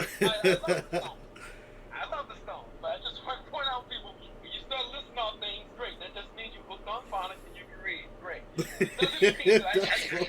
doesn't mean that I like my thing any less, and it doesn't mean that you're wrong. Those are great, terrific songs, and you love them. Terrific. These are the ones I like, and they're terrific. Hey, my man's just wilding over here, bro. Man's just wilding over here, dog. Yeah. Well, you know, like I said before, well, I didn't say this before, but I'm gonna say it. I'm a grown ass man. Some of this petty shit is like ridiculous sometimes. I mean, yeah, nobody said anything negative. That's what I'm saying.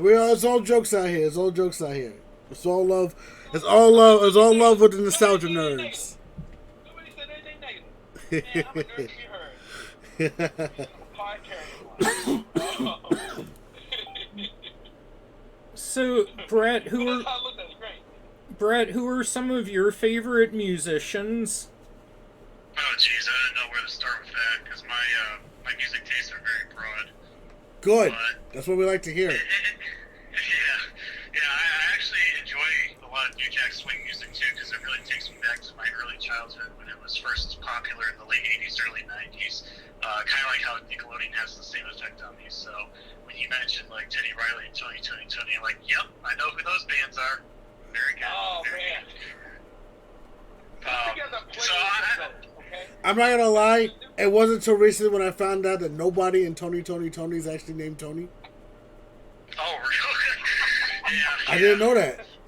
So I remember reading an article on Tony, and I see that nobody is, like, there's nobody named Tony. I'm just like... Wait, you know what's funny, though? When you run into somebody that calls them Tony Tone.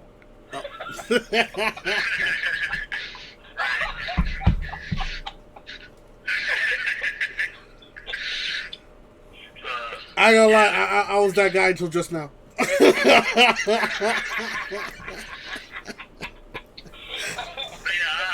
a fan of like late 80s, early 90s R&B's, rock and roll, alternative music, Red Hot Chili Peppers, Smashing Pumpkins.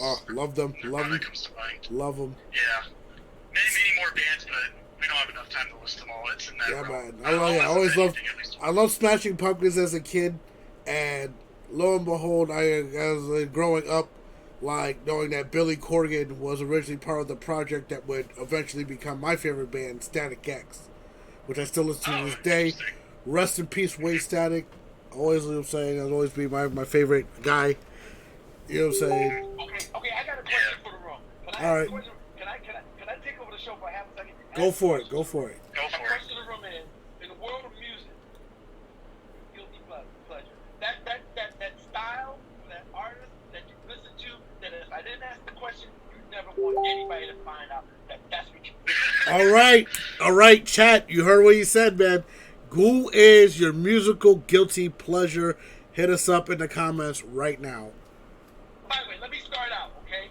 I grew up in the 70s. I was a little kid in the 70s. I'll tell you right now that almost equal to my Beatles playlist on my phone.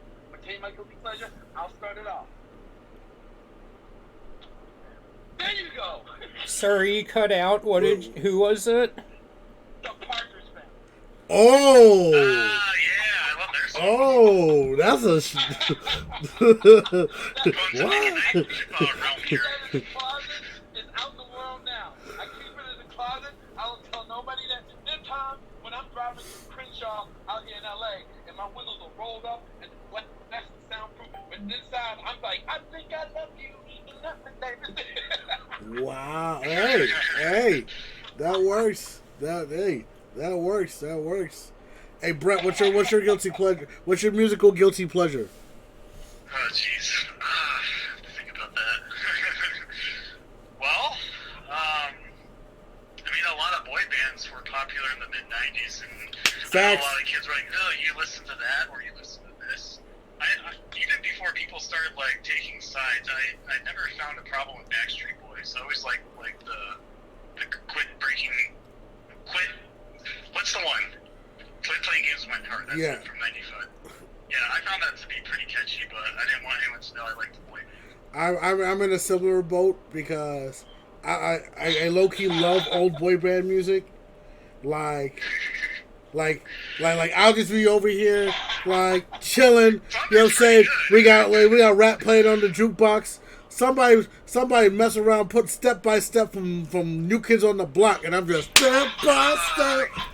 Oh baby, that Backstreet Boys, like you said, NSYNC. Yo, I lost count how many times I be in the car, put on Bye Bye Bye, singing every word. I don't wanna be your fool in this game for two, so I'll leave it you.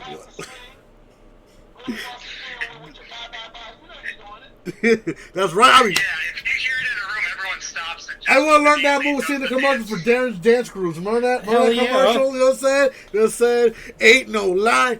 Bye, bye, bye. All right? Yeah. So, chat, you ain't got no guilty pleasures. Everyone's getting silent. They just go stay in that musical closet. What's happening? What's happening, y'all? But yeah, I would say my two biggest guilty pleasures would probably be Will Smith and Nelly.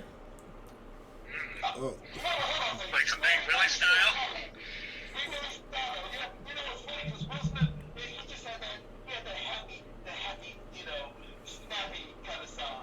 You know? Oh, yeah. Happy man.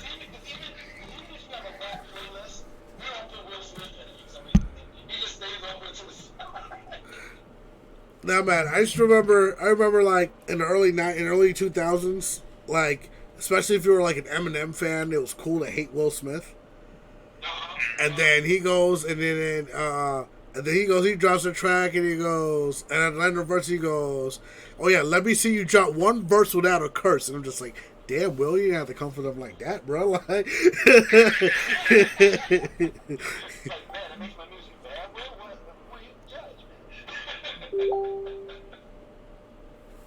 Yeah, Will Smith that I heard he has a reputation for being very judgmental like that.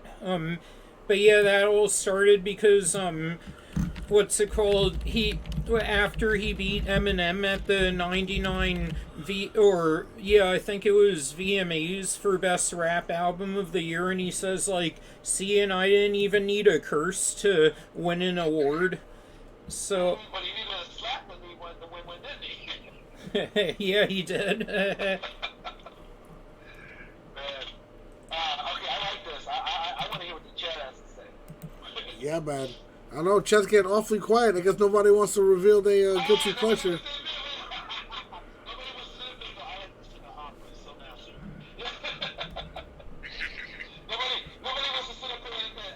I'm about to start calling people out. Heavy Arms. Heavy Arms. What's your musical guilty pleasure, man? I know you watching, bro. Right? I want somebody to jump in. Okay, yeah, I'm a Poker King, so what? All right, there we go. All right, Nasrock Prime says for him, it's Shakira when he normally listens to stuff like Coheed and Cambria. Oh, nice. I like that band. That's a good one. Yeah. Yeah. It's that kind of thing where if certain people walk up to your car, you got Shakira on, you change the song real quick. All right. Dot Alex says Nicki Minaj Super Freaky Girl. Yo, I ain't gonna lie. That dude, that was a better use, like at least like from production value, that was a better use of like sampling Super Freak than Can't Touch This from MC Hammer. All right, Okay. like the way they cut that beat up, I'd be FRE. You know what I'm saying?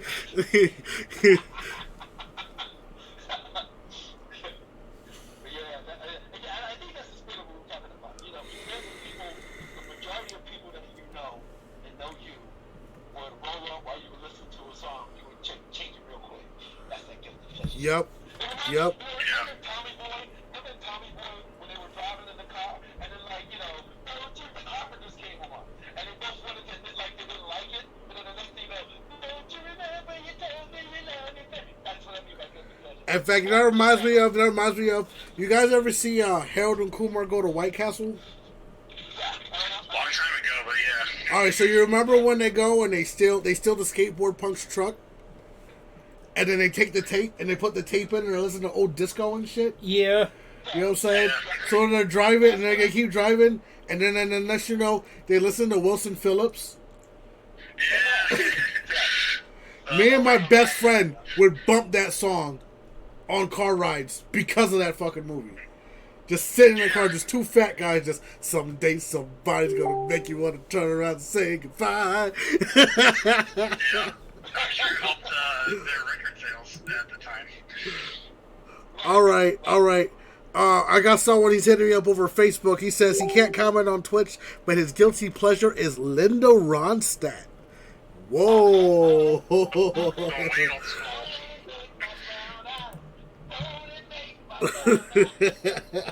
Oh, that's my best friend. Yup, Wilson Phillips. Hell yeah.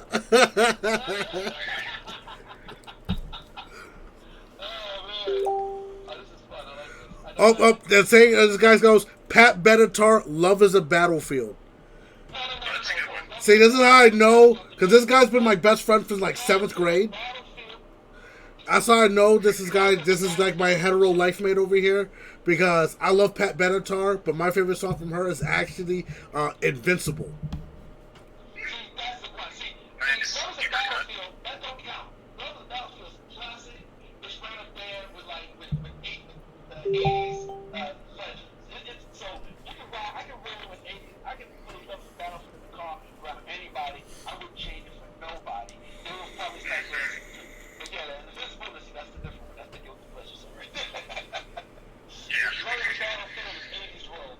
Oh my god.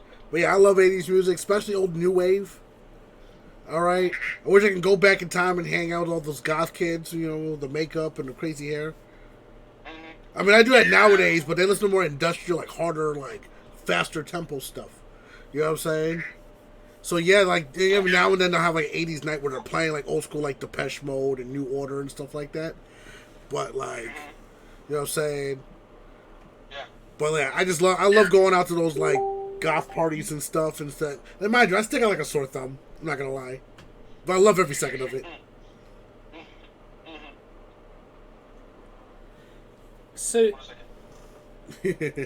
so what are some of your, would you say, your guilty pleasure vices in life? Like, what do you like to do for fun? Well, it's fun. Is just kind of relaxing, just chilling. It's one of those things where, again, circle of life, Simba. As you do a lot of things and you get a lot of things out of your system, sometimes the most enjoyable thing to do is nothing. I travel a lot because of my job. I go to, I'm fortunate enough to go to some really cool places because of my job, and sometimes even though I'm in these like wonderful places, doing these experiencing these wonderful cultures, I'm working. So sometimes the most enjoyable thing for me to do is to come home and play some catchphrases or rock band with family. That's, it's kind of different, there's a period of time where all I want to do was be out of my house and go do something. And now, either go out to dinner to a really nice restaurant. Now it's like somebody do some real home cooking. You know what I mean? So it's kind of a mellow kind of answer, man. I enjoy being home with the family, catching up. I have the family that I started years ago when I was married. Now I have the extended family from my new relationship, and everybody's grown up. So you have that moment when everybody gets together. That's what I really like doing. I'd rather just kind of chill. They come over, they bring their kids, and we all just kind of have a good old time. I enjoy that. Cooking out, somebody, let's fire up the grill. Let's fire up the, what do you call it? I need to do that, man. I'm gonna fire. You know what? That's what I'm gonna do tomorrow, man. I'm gonna fire up the grill. You know what I'm saying? I'm gonna make me a steak. Yeah. Fun. It's just cliche time. Fun is for men. It really is. Because like I said, I've been very, very fortunate, man. I've done a lot of stuff. Last year, in one month alone last year, I was in the United States, the Bahamas, and Hawaii all in 1 month. But it was all nice. And it sounds like wow. Like I would come back to my hotel exhausted by myself because I was out of town. See, I would love to do that, but my sister never hooked me up with them plane tickets. My parents, on the other hand, they go to Peru, Hawaii, they're in Nolans right now. Like, I want to go to one of these trips, bro. Like, and like if you asked me that when I was like 30, I would have said, "Oh man, I'd love to travel. I mean, I can't wait to finally maybe one day go to Hawaii. I would love to go out of the country, da da da da." But then once you do it, and you've got it under your belt, now you're asking me now. You're asking Bill more now. What do I do for fun? Man, like I said, this is why it took me so long to get that infamous second son. I would have gotten it that sooner if I hadn't worked so much. True. Now, what am I looking forward to doing? Like for fun later on this week? Probably taking Friday and getting back to the second son because I got this to do when I get off of this with y'all. I got to get back to my real job. I got some stuff to do on Wednesday, Thursday. I got to travel to do one little quick day's worth of work. When I come back Friday, it's still going to be to chill. I'm looking forward to getting back to infamous second son. So that's what it's like, you realize like the things that you're kind of missing out on, and those are the things you kind of like look forward to now. That's where I am right now in life.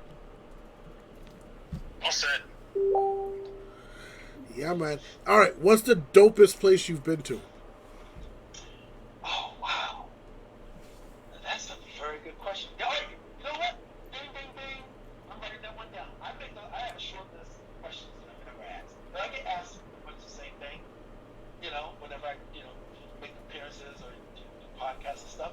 But every now and then somebody asks a question that I've never asked before, and you just did. Ding, ding, ding. There we go. Wow. There we go. Let me think. Hold on. Success. Yeah, hang on a second. Let me think. Where would that place be? Where was it? I don't even think I was out of the country.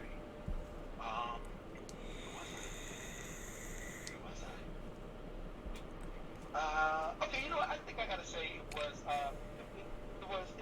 the first time. The first time, and work has taken me here 4 times, all for work. But the first time I went to Hawaii, it was just on my own. It was a trip I saved up for.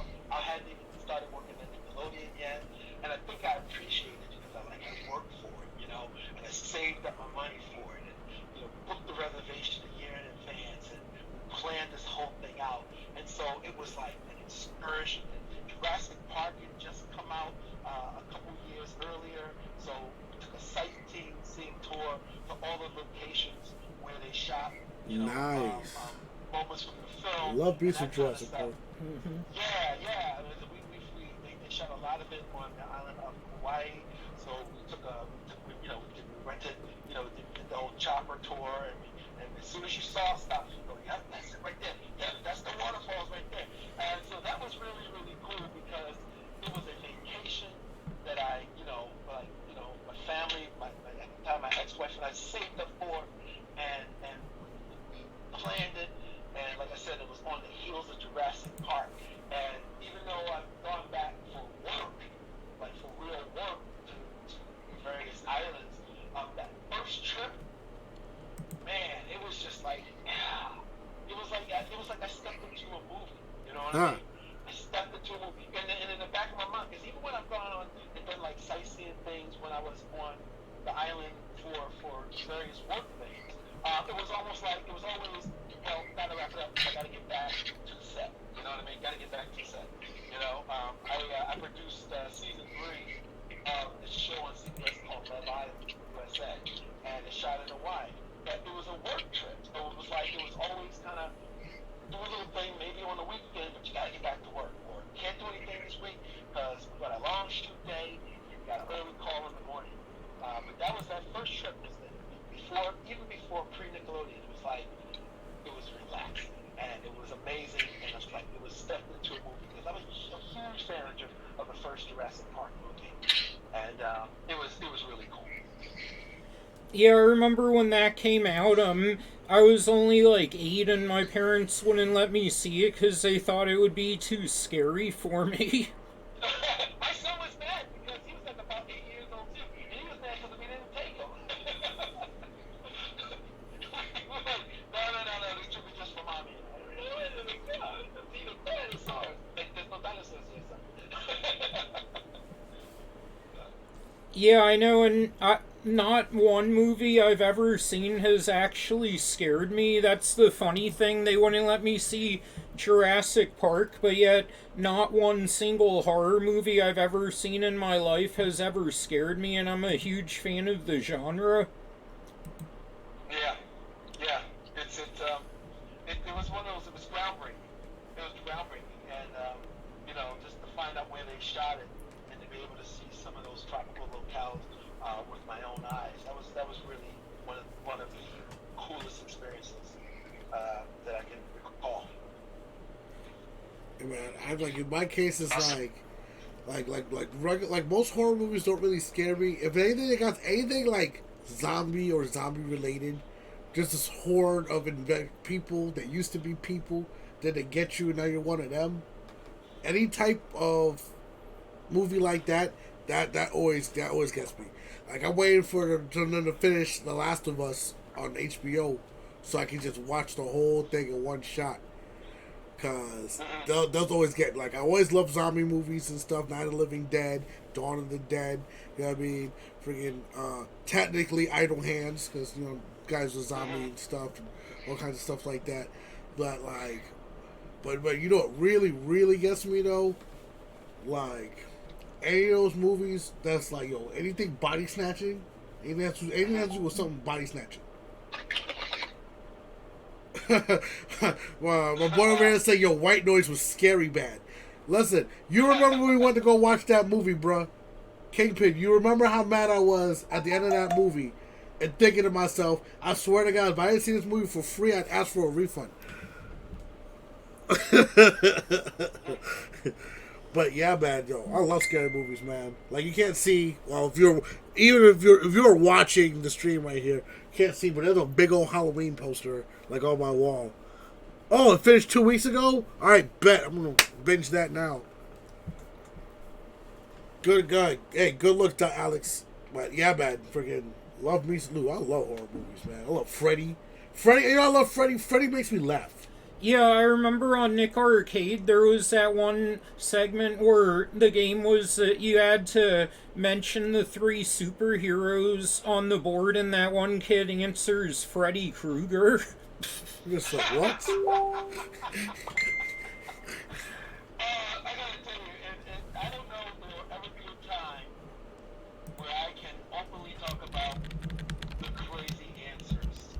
Because there were a lot of them. And all of us game show hosts, Michael Malley, Mark Summers, we all have stories of people with stuff that you just kind of want to turn to the kid and go, are you high right now? All right, so check this out. We're gonna make another short intermission here while Dan goes ahead and sets up the next section for the podcast. But when we get back on that, if any of those stories come to mind, feel free to give us one as soon as we're back up and running here. So I guess you want to. I thought we'd do like another maybe 20 minutes. Does that work? Yeah, that's good. That's good. Look, I'm installing. Yeah, so that'll be like about what? 20 minutes. Yeah. So right now for my time, it's 3:20. Yeah, that's good. 3:40, and I can get back to work because I really do have to get back to work. All right. I enjoyed this so much. Oh yeah, having you's a huge honor. I mean, I too. Having both of y'all is a huge honor. Yeah, exactly. Yeah, we've got two celebrities in the house. Brett's a celebrity too. His artwork's famous all over the internet. Dude, it's insane. It's insane. See, this is why we're talking about I'm just a hyperactive guy who talks a lot. Up and we're back. It's like a skill. All right.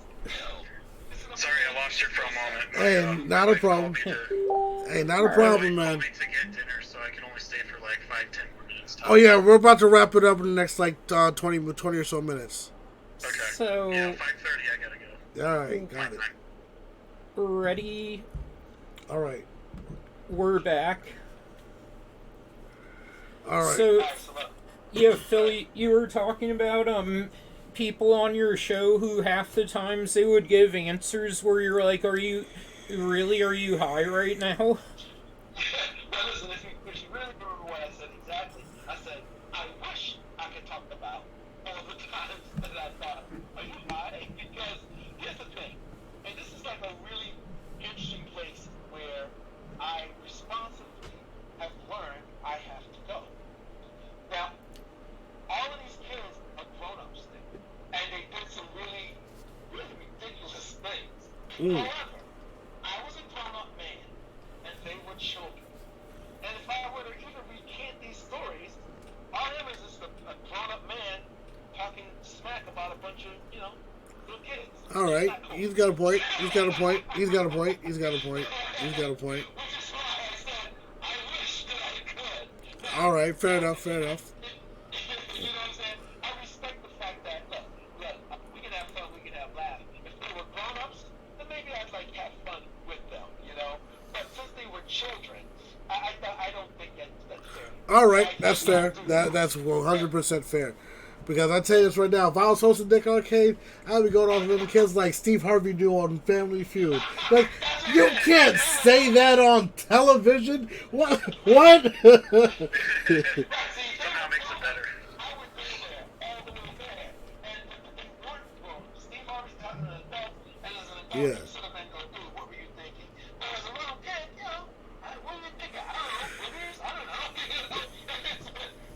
So, it's just a whole different sort of thing, whereas, these aren't, they are adults now, but the time and place we're talking about, they weren't adults, they were children, and for me to kind of, run them through the ringer, even if you go back in time, I'm a full man talking smack about these kids that are just up there trying their best.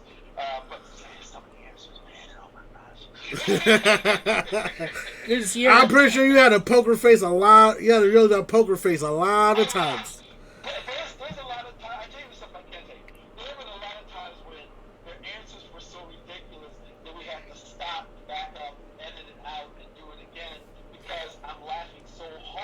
I remember, like there was a question where it happened on, it didn't happen on my show. It happened on another host show, and I won't say the host's name, and I won't say the show. But it was like, name the 3 members of the group Wilson Phillips. And one of the kids was then, and he named the other 2 correctly. And the last one, he said Vagina Phillips.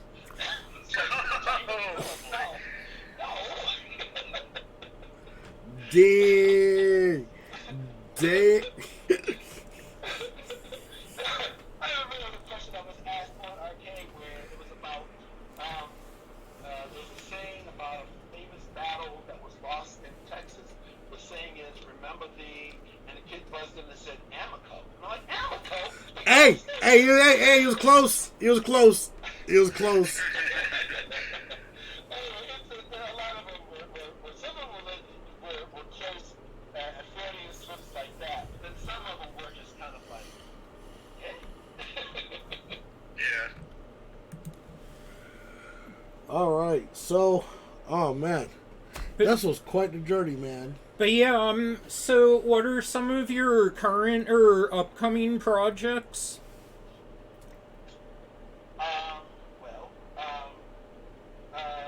Currently I'm working on a pilot for a game show. Can't say the name of it. It's a show that, if the pilot sells, it'll be on Fox. Best of luck, dude. Thank you, man. Appreciate it. I just got off of season 4, producing the games for Kevin Hart's show called Celebrity Game Face, which you can see on the Entertainment and Peacock. So look forward to season 4 beginning to air real shortly. Yeah, I saw commercials for that. We're watching wrestling yesterday. Yeah, cool. So, and the only other thing I'm doing, aside from actively producing this pilot for Fox, is pitching new shows. I have a team of people that I work with, 3 guys, 1 woman, that we work as a unit and we come up with original programming, mostly game shows, because I love living in that gaming, world. And we're pitching to the various networks our own stuff. So it's kind of an exciting time, trying to see if we can get a new show up and running, and see if we can sell another show, and waiting for the premiere of a popular show. So it's awesome. It's exciting time. Yeah, it's really exciting. Awesome. Brett, do you have any future projects coming on the horizon? Nothing specifically. I'm just keeping Splat Attack going on Patreon and our YouTube page. I mean, we've had a lot of great guests for season 4, which is what we're in now. Used to talk to Phil on season 1 of the podcast, so we've already come a long way.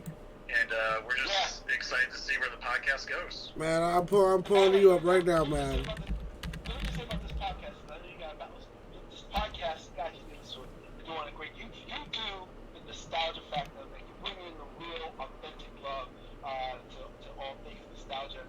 And I've talked again to some of my other Nickelodeon colleagues and my friends, and we appreciate the work you're doing.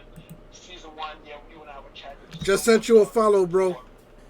So everybody check it out, and man, appreciate the work that you're doing on it, man. You do a fantastic job. Thank you very much. Me and Alex really appreciate that. We hope to have you again on soon. Oh man, you know how to reach me. We're gonna do a Nick Arcade episode review. That would be fun. Like to do how to do commentaries on TV shows. Yeah, get your breakdown of it. That'd be great. That would be great to do. I listen to this podcast called The Weekly Planet, and every now and then they'll sit down and do a commentary on a movie. And sometimes since I actually own physical media, I'll listen to a commentary. I think I should sit down and do a commentary on the episodes of Nick Arcade. And people would like to do that. I will do that. That would be fun.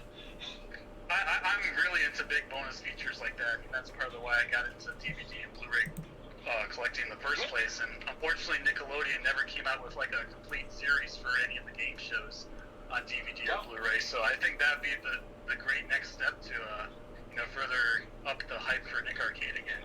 If you ever want an episode review, any in particular, just let us know and we'll put it in the schedule.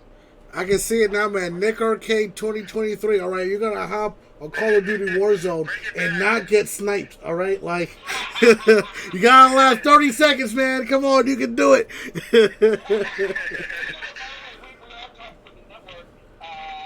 the interest has been put out there by fans and everyone around about doing, especially with the technology today. The biggest thing that I told people is the reason why there has not been a reboot, even though they rebooted every other show. The reason why myself, has not been involved in some sort of new version is because Viacom still owns the rights to it, and it's like it's putting a big boy pants, people. If it's not mine, I can't play with it. Fair. Hey, man. That's how it works, man. So we're talking. We have been in active communication about trying to negotiate the rights so that the original guys that did the original Nick Arcade and myself can maybe co-exec a new version of something that's like these, Well, if you ever need a host, man, holla at your boy, bro. That'd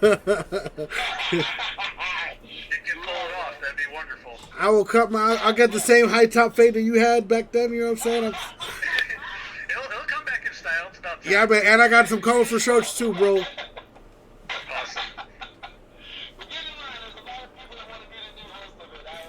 Oh, of course. So we'll audition you just like they did me. There you go. All right. So everybody crush fingers, man, that these talks go well and they open up and give us permission to use their rights to do something new. Because we're excited to do something new with it.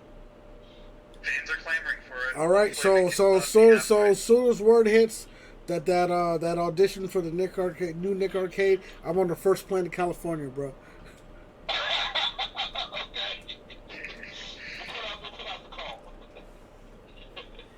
All right, if you see me with this dude, and he seems to be giving you a bad look, that's because that was the dude that liked the Rolling Stones set. Yeah, he got a little upset about that. Man, he's not even upset, man. He's cracking jokes right back, bro. It's all love out here, bro. It's all love out here. Yeah, Facebook can be vicious like that. I think, yeah, Facebook's one of the worst things to happen to humanity. In one of my stand-up jokes, I talk about the most dangerous men of the 21st century being Steve Jobs and Mark Zuckerberg. I said one's responsible for more fiery auto crashes than anyone else, and the other's responsible for more homicidal and erratic behavior than anyone else. I don't know, man. I think Twitter up there, bro. You sure it's not Twitter? Yeah, because, what's it called? I've heard stories of people doing physical harm to others over Facebook posts and stuff. Like, no joke, there was this one story on the news, 10 years ago. It was in, I think, Memphis or Nashville, Tennessee. These two parents broke into this boy's house and killed him because he defriended their daughter on Facebook. That's pretty extreme. Whoa. Well, hey, listen. Let's not People need to respect that. Yeah, that guy. Yeah, that's pretty dark, guy.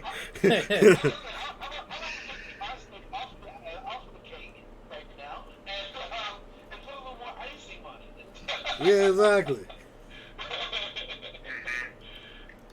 Sorry about that. It's social media, and it's the internet.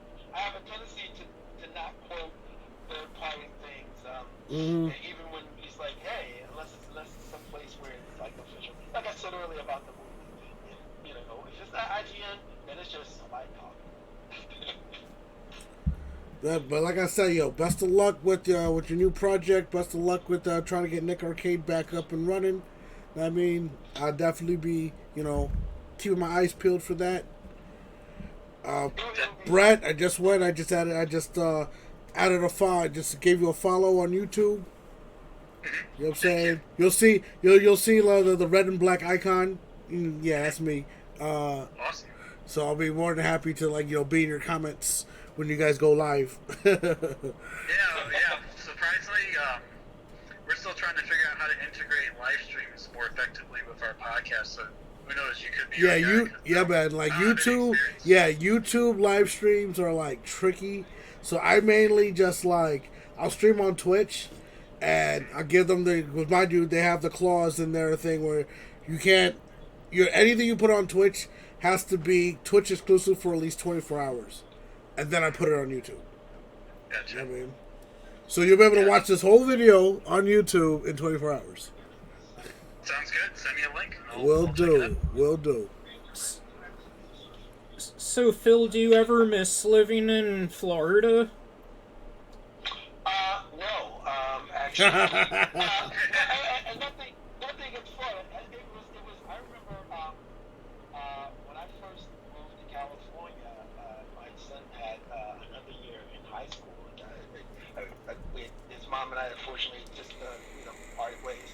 And I moved to California, and I would go back constantly, monthly, sometimes a couple of months, a couple of times every month to see it.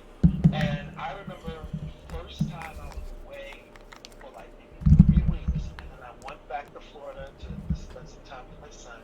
And I got off the plane, and humidity kicked me square in the nuts. I was like, "What is this?" Yeah. It was like, you don't notice it when you're there, but when you go away for a while and come back, it like smacks you across the face. Yep. And I literally, the entire time I was there, I was like, how did I live here? Every time I fly in from New York, I got that same problem. Oh my gosh, it was like, when I went to Europe, oh my God, when I came back from Europe, dude, I was depressed. I was just like, looking around. It was, I just never noticed it, Why am I here? I didn't notice it. It was so jarring to have been away from it for a while and then go back to it. And it was like I was there for a week. And man, it was like everything on me just sweated. It was just so weird. So we know what's going on downtown. It was a sticky situation. Yeah, it's a sticky situation. So, but yes, I tell you what, Dumas, I left back there some great friends. Like I said, I got married there, and so a lot of my old in-laws, are fantastic people, and I miss them. Nowadays we talk, we FaceTime and stuff, but I do miss seeing them. I miss Florida cooking. I miss Southern cooking. Oh my gosh, I miss Southern cooking so bad. Because If I move from here, the two things I'm gonna miss most is gonna be Haitian food and Cuban food. All right, like. Yeah, man. My ex's family. Oh my gosh, they just used to go down on some cooking, man. I miss that a lot. But other than that, my son, like I said, lives out here with me now. He works out, not with me, but he lives out in California, and and we've got Disney, we've got Universal. So other than the people, there isn't really much else that is about living in Florida. Because like I said, that humidity just slap. But hey, by the way, oh my gosh, how can I forget this? But I am coming back to Orlando next month. Oh, really? Nice. What's poppin' in Orlando? Hold on, I gotta look it up here. Let me pull up the little thingamajig so I get the dates right. I will be at, no, that's not it. I will be at something called Apopka-Con? Yeah, Apopka, it's Central Florida. Apopka. APOPKON. Alright? Yeah. And I'll be there May 6th. All right. May 6th. May 6th? Apopka-Con? I'm going to try to be there. All right? Alright, cool. I'm just going to walk up to you and I'll be like, yo, they say black don't crack, but lotion's the motion. There's a con that's coming up. That's what it's called. And I will be there all day. I think